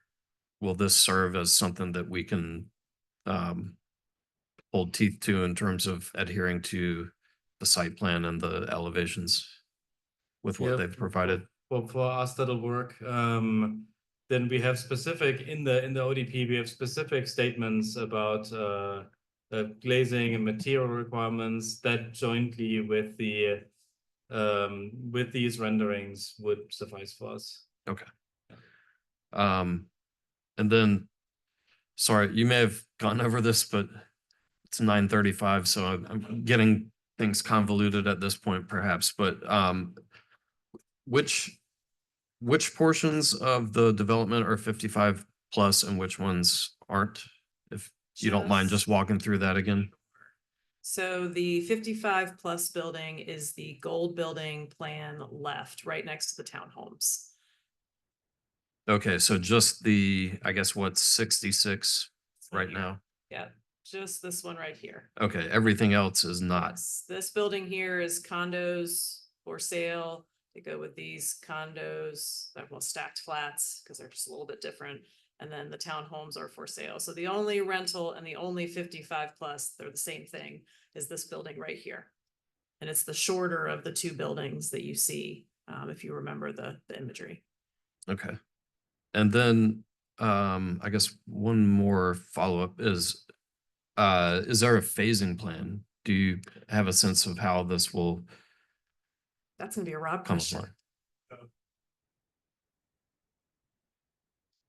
We're studying the phasing as we speak. Probably the easiest portion of the community to get going would be the townhomes. There's no demolition there to do. And so we would probably start grading there, assuming we get the rezoning and our entitlements, et cetera. We would probably start with the grading of the townhome site in the latter part of the first quarter of 2026. Both of the existing office buildings are configured for office. And so we're going to have to do a fair amount of internal demolition to really bring the all of the floors down to scale. And so that will take us probably 3 months to do. We'll do that simultaneously for both of the buildings. We'll probably lead with the condos and see how we're doing with the condominium sales program and development program before we segue into the age-restricted building. So we'd hope to start with the condominium construction after demolition, probably about a year from now. And then we'd segue into building 66. We would probably time the condominiums on the exterior of the parking deck to coincide with our work on 64, the other part of the condominium development. One of the beauties of our diversity of product is that we can do a lot of the work simultaneously, and hopefully we would be done with construction within probably a 2-year period and complete the entire project within a 4-year period. All right, thank you. Yep. That's all I have. Commissioner Gordon. So you've mentioned that like the townhomes will be upscale, and it sounds like a really nice complex. So what will the price ranges be? Don't sit down. Get your steps in. Yeah, I should just stay here. So the way we're thinking about the townhomes is that they'll be on lots that are 20 foot, 22 foot, 24 foot wide. We will have, ultimately the starting point of the townhomes on the smaller lots will probably be in the $650,000 range. And the largest townhomes will still probably be under $1 million. But I'm talking about like the whole complex, all the different types of.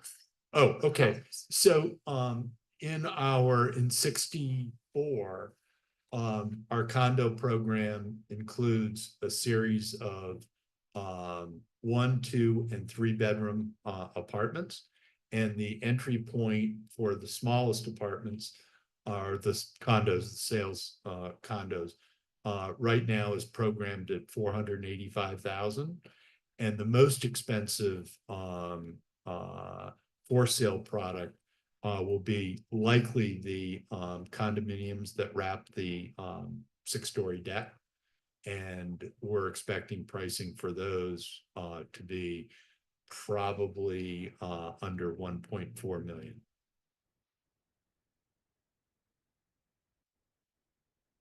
Then maybe I should continue on because we also have a plan for the age restricted apartments. And our thought there is that we will also have a studio product and a 1 and a 2 bedroom product in that building. And right now, our market research suggests an entry level pricing probably at $1,900 a month for rent, going up to, for the larger units, maybe as much as $3,000 per month. And that's really consistent with what we're seeing for that product in the Atlanta area. Yeah, so that doesn't help Dunwoody with our goal for affordable housing for, first time buyers or older retiring in place. Yeah, the real challenge that we have here is, we've designed the product trying to keep affordability in mind. It's just so expensive to deliver residential housing today. Supply chain, I mean, it's probably going to get worse before it gets better. And, we will have investor or investors. And so it's a real balancing act. We're very sensitive to the issue of affordability. And we wish we could deliver a less expensive product, but this is really what the capital markets are gonna require us to do. Thank you. That's all I have. All right. What are your bedroom counts on the, I heard you say you have a studio product, a 1 bedroom and a 2 bedroom in the age restricted Right. building.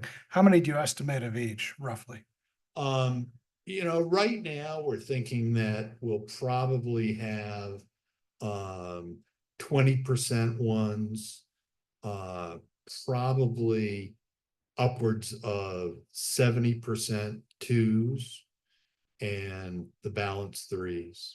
Okay. Something along that line. I mean, hang on, I'm gonna just interrupt you. I did not hear studio. I heard 20% 1 bedroom, 70% 2 bedroom.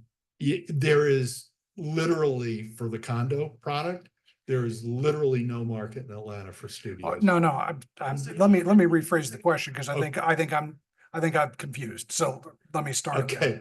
With regard to the rental unit. Yes. You indicated within that rental unit, there will be studios, 1 bedrooms and 2 bedrooms. Correct? Yes.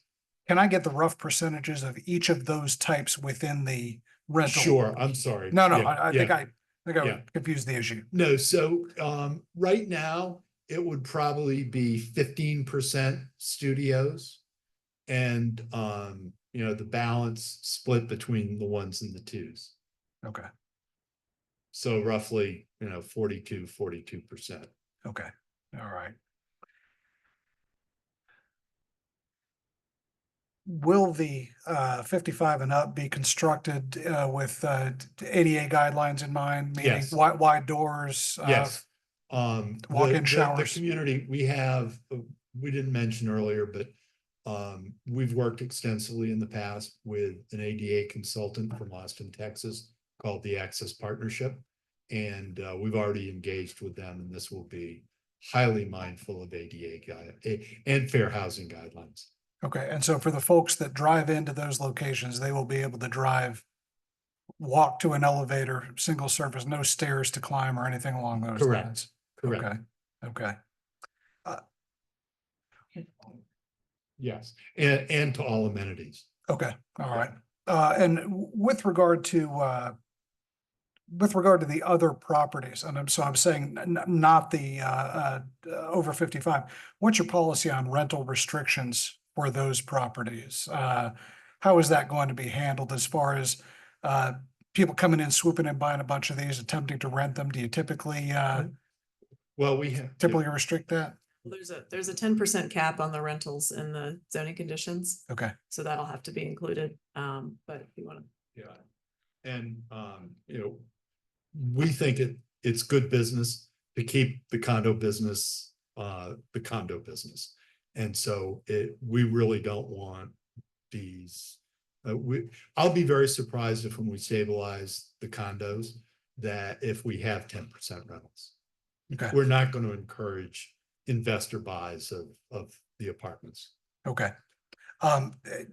Just to be clear, and I think I've heard it said multiple times, but I'm going to ask again, there are no low income credits you're going for in this project. No, this is 100% market rate. Okay. With regard to the new street, I keep hearing that referred to as a private street. Will that be maintained by the development until such time as it's opened on that other end? And what would be the trigger for it opening? Sure. So in talking with Michael and Richard on this, so the road would be built to public standards, meaning the width, the type of asphalt, the depth of the base and everything. But the road that comes in, goes through the townhomes and then turns and goes to Ravinia. The condition is for it to be private and us to maintain it. So the HOA, because there would be 3 different HOAs and then 1 master HOA. And so for it to be maintained, but at the end of the day, if Ravinia cooperates and we can make that connection, then the city of Dunwoody would want to take that over and make that just that 1L route a public road. Okay, so the trigger to actually open it would be Ravinia That's right. agreeing to it. Right. There would be no barrier from your side of the. That's right. That's right. And it would be that opening that then would be the trigger for Dunwoody to consider it a Dunwoody maintained street. That's right. Is that If right? you actually, on the black and white site plan, you can actually see the right of way, or AKA the access easement, depending on private or public, extending all the way to the property line. Okay, okay. I don't think I have any more questions. So with that said, commissioners, do we have a motion?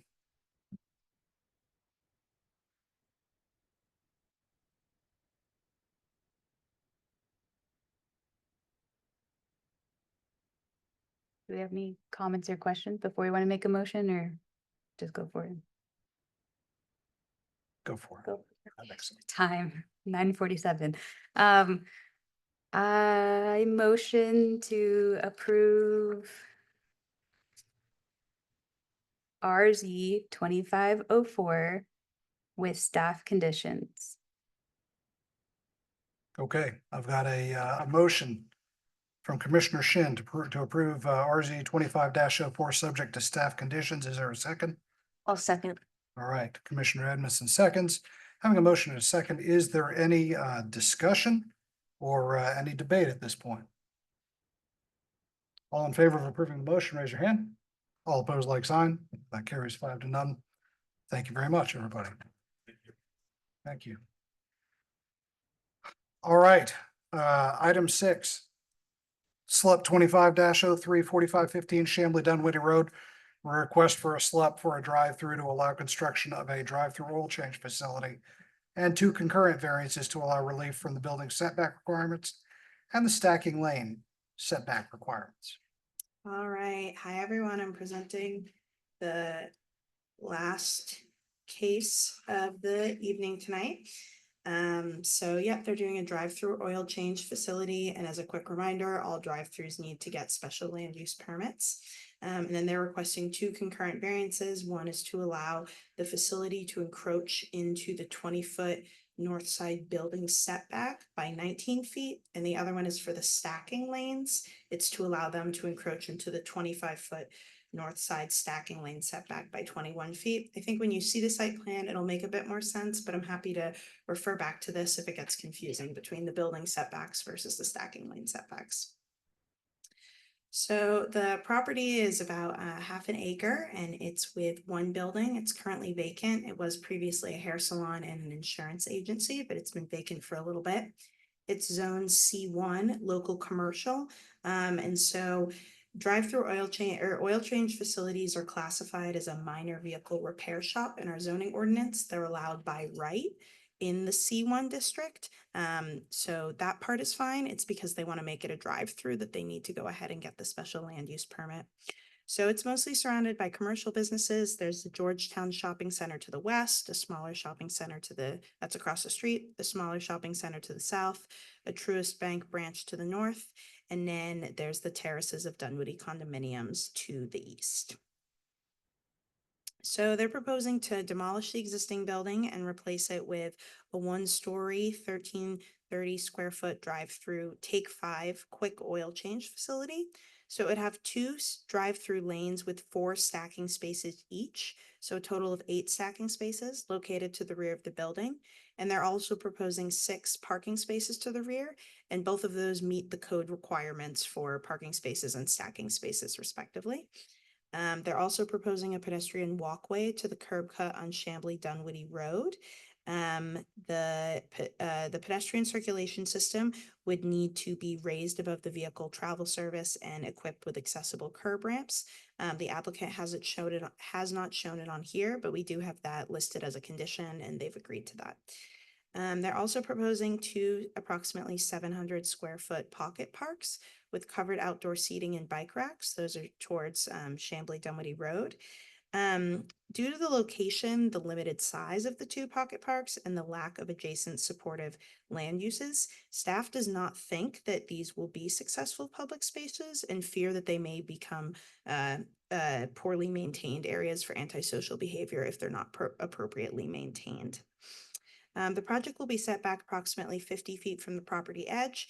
Staff requested that it be closer, and that was denied. And the main vehicular entrance is via Chambly Dunwoody Road, but there's also an existing driveway connection to Dunwoody Park at the rear of the property.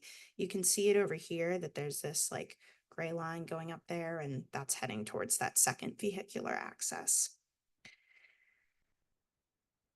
These are the proposed elevations. The building materials will be primarily brick. So the proposed oil change facility is located along the portion of the Dunwoody Trailway along Chambly Dunwoody Road. And so a bunch of our plans, the comprehensive plan, the trail master plan, and the Georgetown master plan all have goals of improving connectivity and walkability through increased bicycle and pedestrian facilities. And so this multi-use path is a really great example of the type of connectivity that we would like to see in the area. The Georgetown master plan also specifically mentions the need for access management strategies to limit the number of curb cuts and potential conflict areas along Chambly Dunwoody Road. And so here's an image of what the current multi-use trail looks like in this area. This white building back here is the existing building on the property. And so the city, this multi-use trail really represents a lot of hard work on the city's end and a big financial investment into this area. And so staff has concerns about the small width of the site, which is prompting the 2 concurrent variances. And so primarily it's because the existing entrance on Chambly Dunwoody Road is in really close proximity to the adjacent driveways on either side, and that presents potential safety and mobility issues. So the minimum distance requirements between curb cuts per code is 245 feet. The existing ingress egress on Chambly Dunwoody Road is 26 feet away approximately from the curb cut to the north and approximately 58 feet away from the curb cut to the south. So a much smaller distance than we would like to see. And Chambly Dunwoody Road is on the city's high injury network, and it's also listed in the city's road safety plan as a priority street. And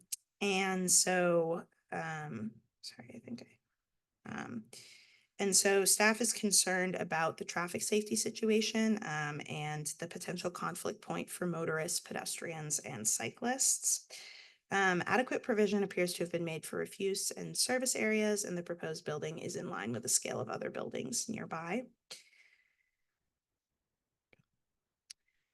So the subject property is zone C1, and that has a minimum lot frontage requirement of 100 feet. The existing lot frontage width of the property is 65 feet, and after the building setbacks are applied, the buildable area is approximately 20 feet wide. This restriction is unique to the subject property, and it does present a practical difficulty for redevelopment. However, the concurrent variance is included as part of the special land use permit request, and staff finds that overall the proposed drive-through facility is not consistent with the spirit and purpose of the comprehensive plan and could be detrimental to the public safety due to access management and traffic safety concerns.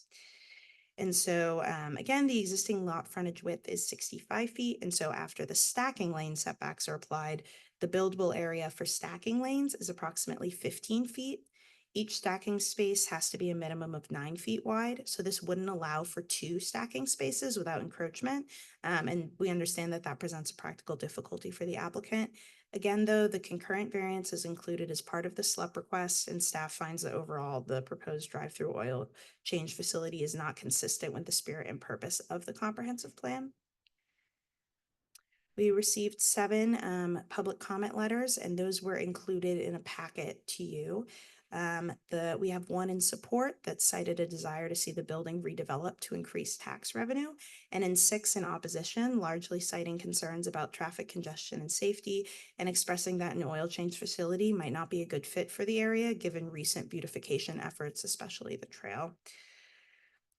So overall, the purpose of requiring a special land use permit for a drive-through is to ensure the appropriateness of the use for the area and to maintain high design standards to mitigate adverse impacts. Staff believes that the proposed oil change facility has the potential for adverse impacts, such as increased traffic posing a safety threat to pedestrians and cyclists using the multi-use path, and conflicts with the access management requirements and the city's goals of increasing connectivity in the Georgetown area. So ultimately, we find that the parcel, due to its location and limited width, does not adequately accommodate the proposed use. So we are recommending denial on this one. If the Planning Commission chooses to recommend approval of the special land use permit request and the 2 concurrent variance requests, we recommend the following exhibits and conditions: the site plan and the elevations, conditioning them to the site plan. We would ask that the entrance on Chamblee Dunwoody Road be right in, right out only.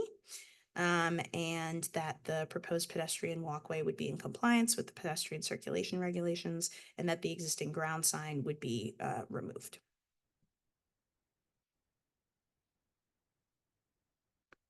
Okay, thank you. I'd like to hear from the applicant now.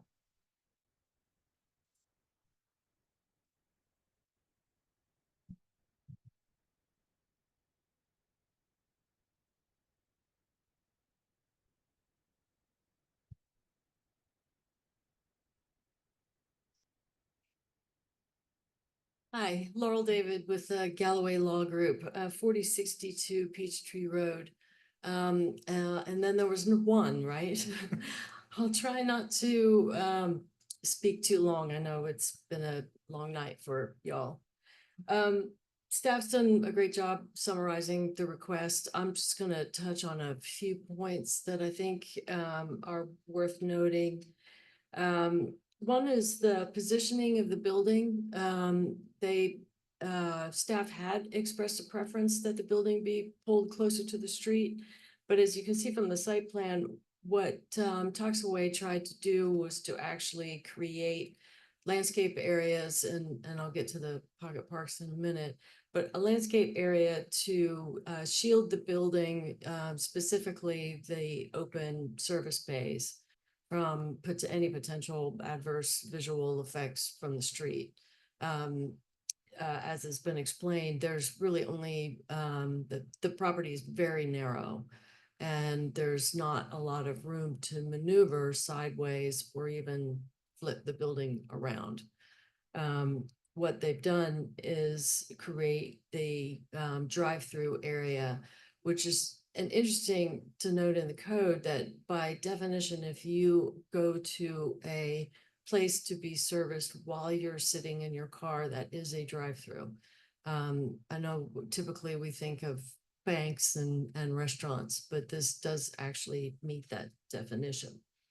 But because the property is so long, that what they were able to do was make sure that the stacking lanes were far enough away from the condominium units.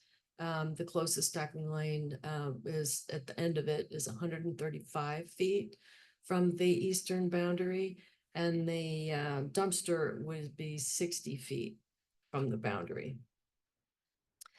As for the pocket parks, the main reason, well, there were several reasons. One, I already mentioned the landscaping, but also the applicant was attempting to address some of the things that were brought up in the staff report regarding comprehensive plan recommendations. Specifically walkability. To me, I thought it was a great idea having little pocket parks next to a multi-use trail. With bike racks. They were going to put a little bike repair station there. But also providing some functional green space and bike oriented features. But if there is some objection to the pocket parks, the applicant is happy not to put in the covered seating. Instead, there could just be the bike amenities, or it could just be landscaping. The driveway distance I know was mentioned a lot. The applicant is fine with a right in, right out, which is quite frankly the only way of addressing that issue. It is a very narrow property. This is an existing driveway, and there's really no other place to be able to get access from Chambly Dunwoody. I do think that thinking that the drive-through itself is going to increase traffic congestion and be a safety threat to pedestrians and cyclists is a bit of a drive-through restaurant mentality. If you think about how Take 5 operates, they take about 15 minutes to serve each customer. You drive in, you turn off your car, and then you check out at the end, and then you drive out. And there are obviously 2 access points where you can enter and leave the property. This is obviously very unlike a drive-through restaurant, where people there's a much higher turnover. Even physically, if they manage to stack multiple cars at 15-minute intervals through those 2 stacking lanes, they could serve 64 cars a day. That is all. Typically their businesses will do, if they're very successful, they serve around 50 cars a day. You could put a much more successful retail business here and generate more traffic than that. And it would be using the same curb cut. The other thing we wanted to point out, this is the normal prototype for Take 5. I'm sure you've seen them around. But for this space, and I know you've seen these, this Take 5 is going to be completely different from the prototype. And what I'm going to do is zoom in here so you can actually see a little bit more of the detail. It's kind of lost in that other rendering. There's soldier courses, and row lock in the different brick patterns is going to be all brick, maroon and black brick with a standing seam roof, metal roof. Standing seam is actually the more expensive type of metal roof you could do as opposed to doing flat metal. So they've, I think, gone over and above trying to make the building as attractive as possible and to fit in with the material selection and architectural details of buildings nearby. The oil is collected in environmentally friendly system. It is all completely contained. There's no speaker system. The customers are checked in personally by an associate from their car window, and there are no air compressor tools, so, which means less noise.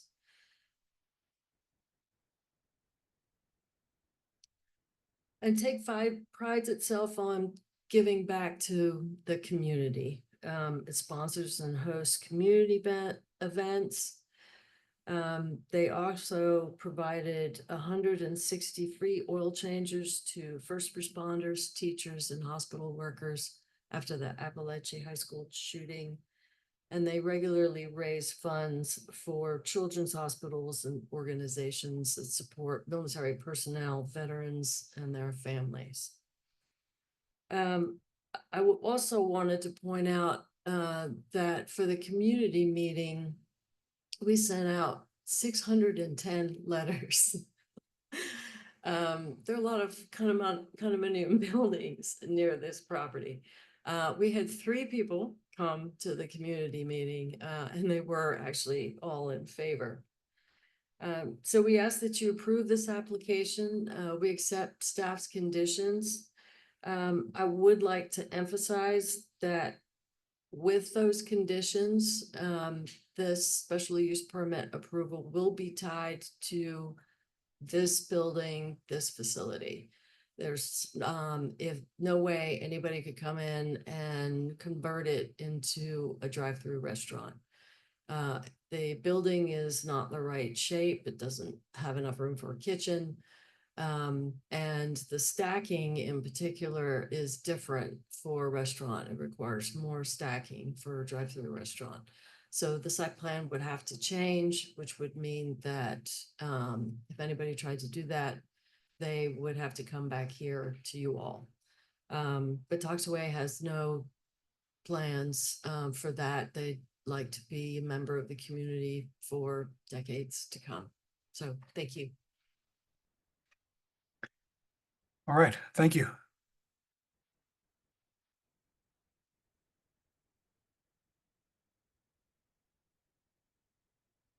Okay, at this point, we're going to open things for public comment, 10 minutes for, 10 minutes against. Is anybody here speaking for, in favor? Come forward now. All right, seeing no fours, we have 1 public comment card in the against category. Guy Delagestina, I'm going to get really good at saying your name before the end You of the are evening. actually very good at this. Yeah, thank you. So thanks once again for the opportunity. A few comments, like looking at the comprehensive plan and draft, Georgetown West is one of the, local centers that we want to develop. I think we put a lot of emphasis on this side, right, where City Hall is, and we had a lot of discussions today about this side where, a lot of people traffic too, but I think there's a lot of value in Georgetown West, the park there, the community that lives around there. I just saw this week, there's a new coffee shop going to open 5 minutes walking distance from where this site is planned to be redeveloped. And I think there's a lot of potential there. And I think these decisions that we make here might have implications 15, 20 years down the road. And to the staff's point, the work that was done on the trail right there, as it stands today, it's all chop, right? And maybe even like it's foresight to what this area could be if we don't pay enough attention to also curb cuts that can come in the future. So I think, love to see new business coming to the area, maybe to the owners here, maybe Savoy Drive or Cochidan Drive, the other side of Georgetown West, not the main drag, could be also a good, site to consider. I think that area right there with, the grocery and all the townhomes and the new buildings that are coming out there and the Georgetown Park as well. And hopefully future, the connection through the neighborhood, through Two Bridges Park as part of the master trail plan has so much potential. I think we'll be landlocking ourselves in something today that have implications for the future. So I'm against this as it stands. Thank you. Thank you. Any other speaking in opposition to? All right, we'll go ahead and close public comment. At this point, we will open things up to commission questions and discussion. Commissioner Gordon. I just had a question about the curb cuts for the city. So you were saying that there wouldn't be enough space between the curb cuts like, as we require them? Yeah, that's correct. It's an existing condition, so it's currently Okay. non-conforming. But that's correct. There's not enough space between either the curb cut to the north or to the south per city regulations. Okay, thank you. That's all. Allegra, just following up on that, I understand it's existing and it's non-conforming and it's essentially grandfathered in, but the request for the SLUP, just to clarify, does not open it back up to requiring it meeting those standards. You're correct. It does not open it back up for that. All right. And then could you talk about, you talked about this requirement for like a raised or separated barrier for the ped path. Are you talking about along Chamblee Dunwoody or something internal within the site? No, so it's internal to the site. If you can see my mouse, it's over Mhm. here by the second tree to the left, and it runs along the building back here to these parking spaces back there. And so since it's adjacent to a motor vehicle path, it just needs to be sort of raised and delineated clearly. And that's not something they've shown on the site plan, but they're aware that that would need to be a part of it. So we're just highlighting it to make sure that should it get approved, that pedestrian circulation system would be in compliance with our regulations. Okay, and that was one of the conditions, right? Okay. All right. Trying to remember if I had a.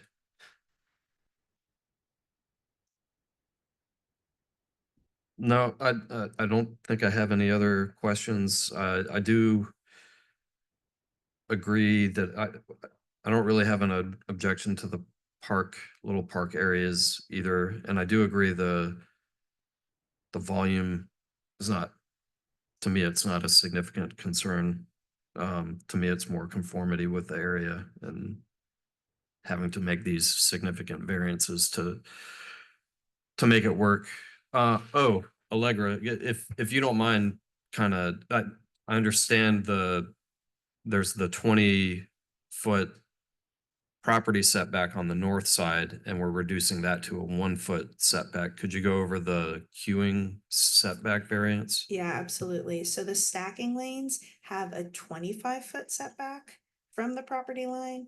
And so that would be reduced down to 4 feet, I believe. Let me double check that. And that's also for that north side? Mhm. Okay, Yeah, it's for that north side. They have their stacking lanes in their building pushed closer to that northern side. And so that's where they're having those issues. gotcha. All right, thank you. That's all I have. Commissioner Shin? I just have one question and then a couple comments. Just the one question is, where would your sign for the business go? Like, normally you have the sign next to the road. Is it gonna go in like the parklet area? Like how would that impact visibility for pedestrians on the path or just like sight distance at that intersection?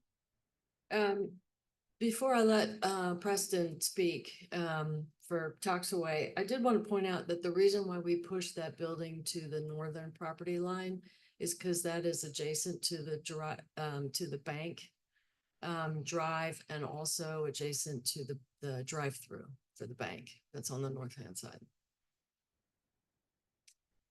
Hey, Preston Willard, I'm a franchisee for Dunwoody's in our territory here. So to answer the question on the sign, we would put our sign in a similar spot to where the current sign is.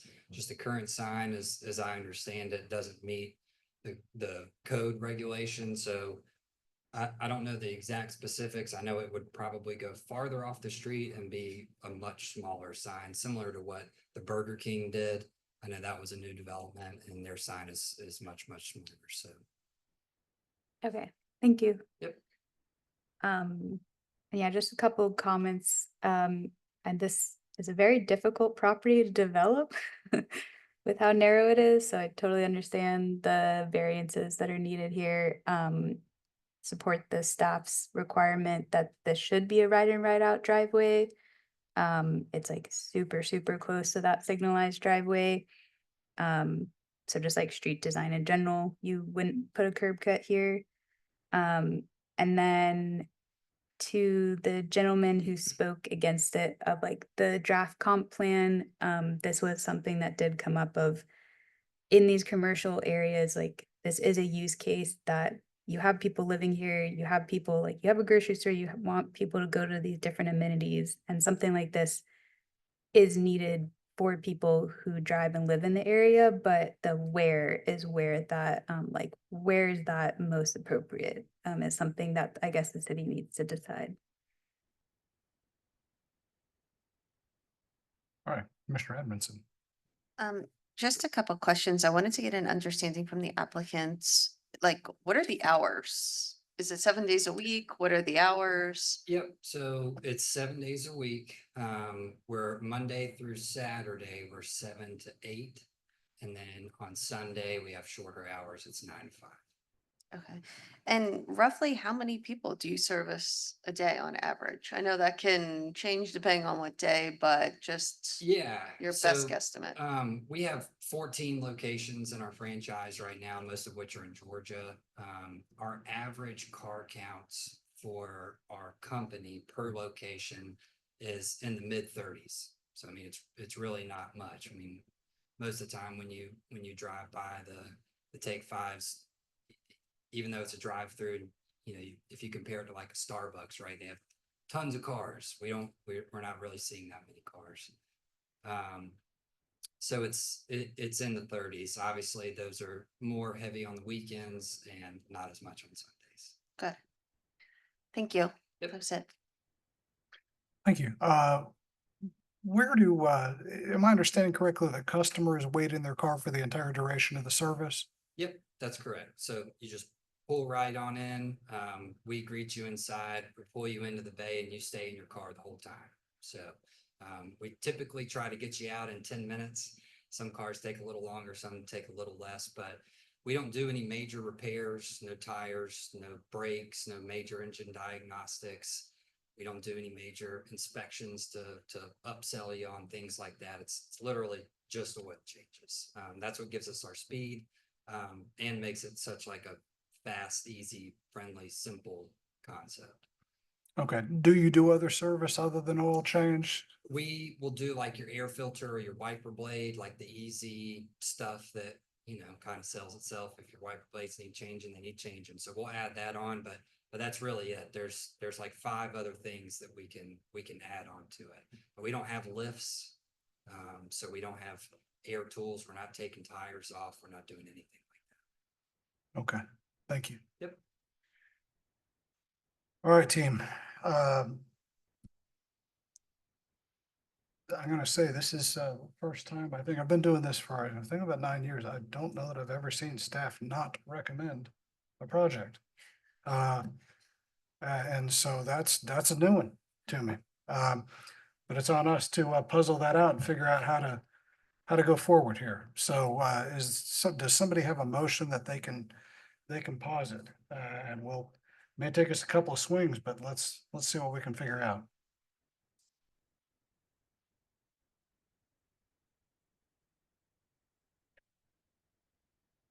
For me, the problem is how skinny the site is, and the drive-through request necessitates things like the building cannot be moved further, and you have these encroachments into the setback. It's not that I don't think it's going to generate a bunch of traffic or create too many issues, but I just think it's the wrong place for me. So I'll make a motion to support staff recommendation and deny SLUP 25-03. Okay, there's been a motion, Commissioner Brown's motion or move to deny. Yeah, it is SLUP 2503. I was about to correct you and I was looking at the wrong agenda. Thank you. SLUP 2503. Just a Yeah. And Mr. Chairman, could I quickly just have one Yes. interjection? And does that include the the two concurrent variances as well. Oh. Do those need to be separate motions or is it No, all? separate motions? I Okay. would just love to have it on the record that we're. Yes, so move to deny SLUP 25-03 with the two concurrent variances. All right, Commissioner Brown has refined his motion to include all elements of this, including the two variances as well as the SLUP. Is there a second? I'll second. Commissioner Shin seconds. We've heard a motion and a second. Is there any debate or discussion before we go to a vote? If I could just make a quick comment. Sure, no, that's exactly what this thank time is. you. But Sorry, we've been here strictly all on the night. motion though. Yeah, oh, strictly on. the Well, motion. we're discussing the motion in the Oh, no. context of voting. What? Are you, okay. All right, there will be time for commission comment. No, okay. All right, no, all good. Okay, so there's been a motion, a second. Is there any debate or discussion on the motion? All right, all in favor of approving the motion, which is a motion to deny the SLUP and the variances, raise your hand. You are voting to deny if you raise your hand. Okay, that carries 5-0. So all opposed, like sign, none. Thank you. Thank you. At this time, is there any other business for us to entertain? Is there any public comment? Guy? No, I'm just kidding. Is there any commission comment? Yes, no, Okay. I realize how difficult this site is.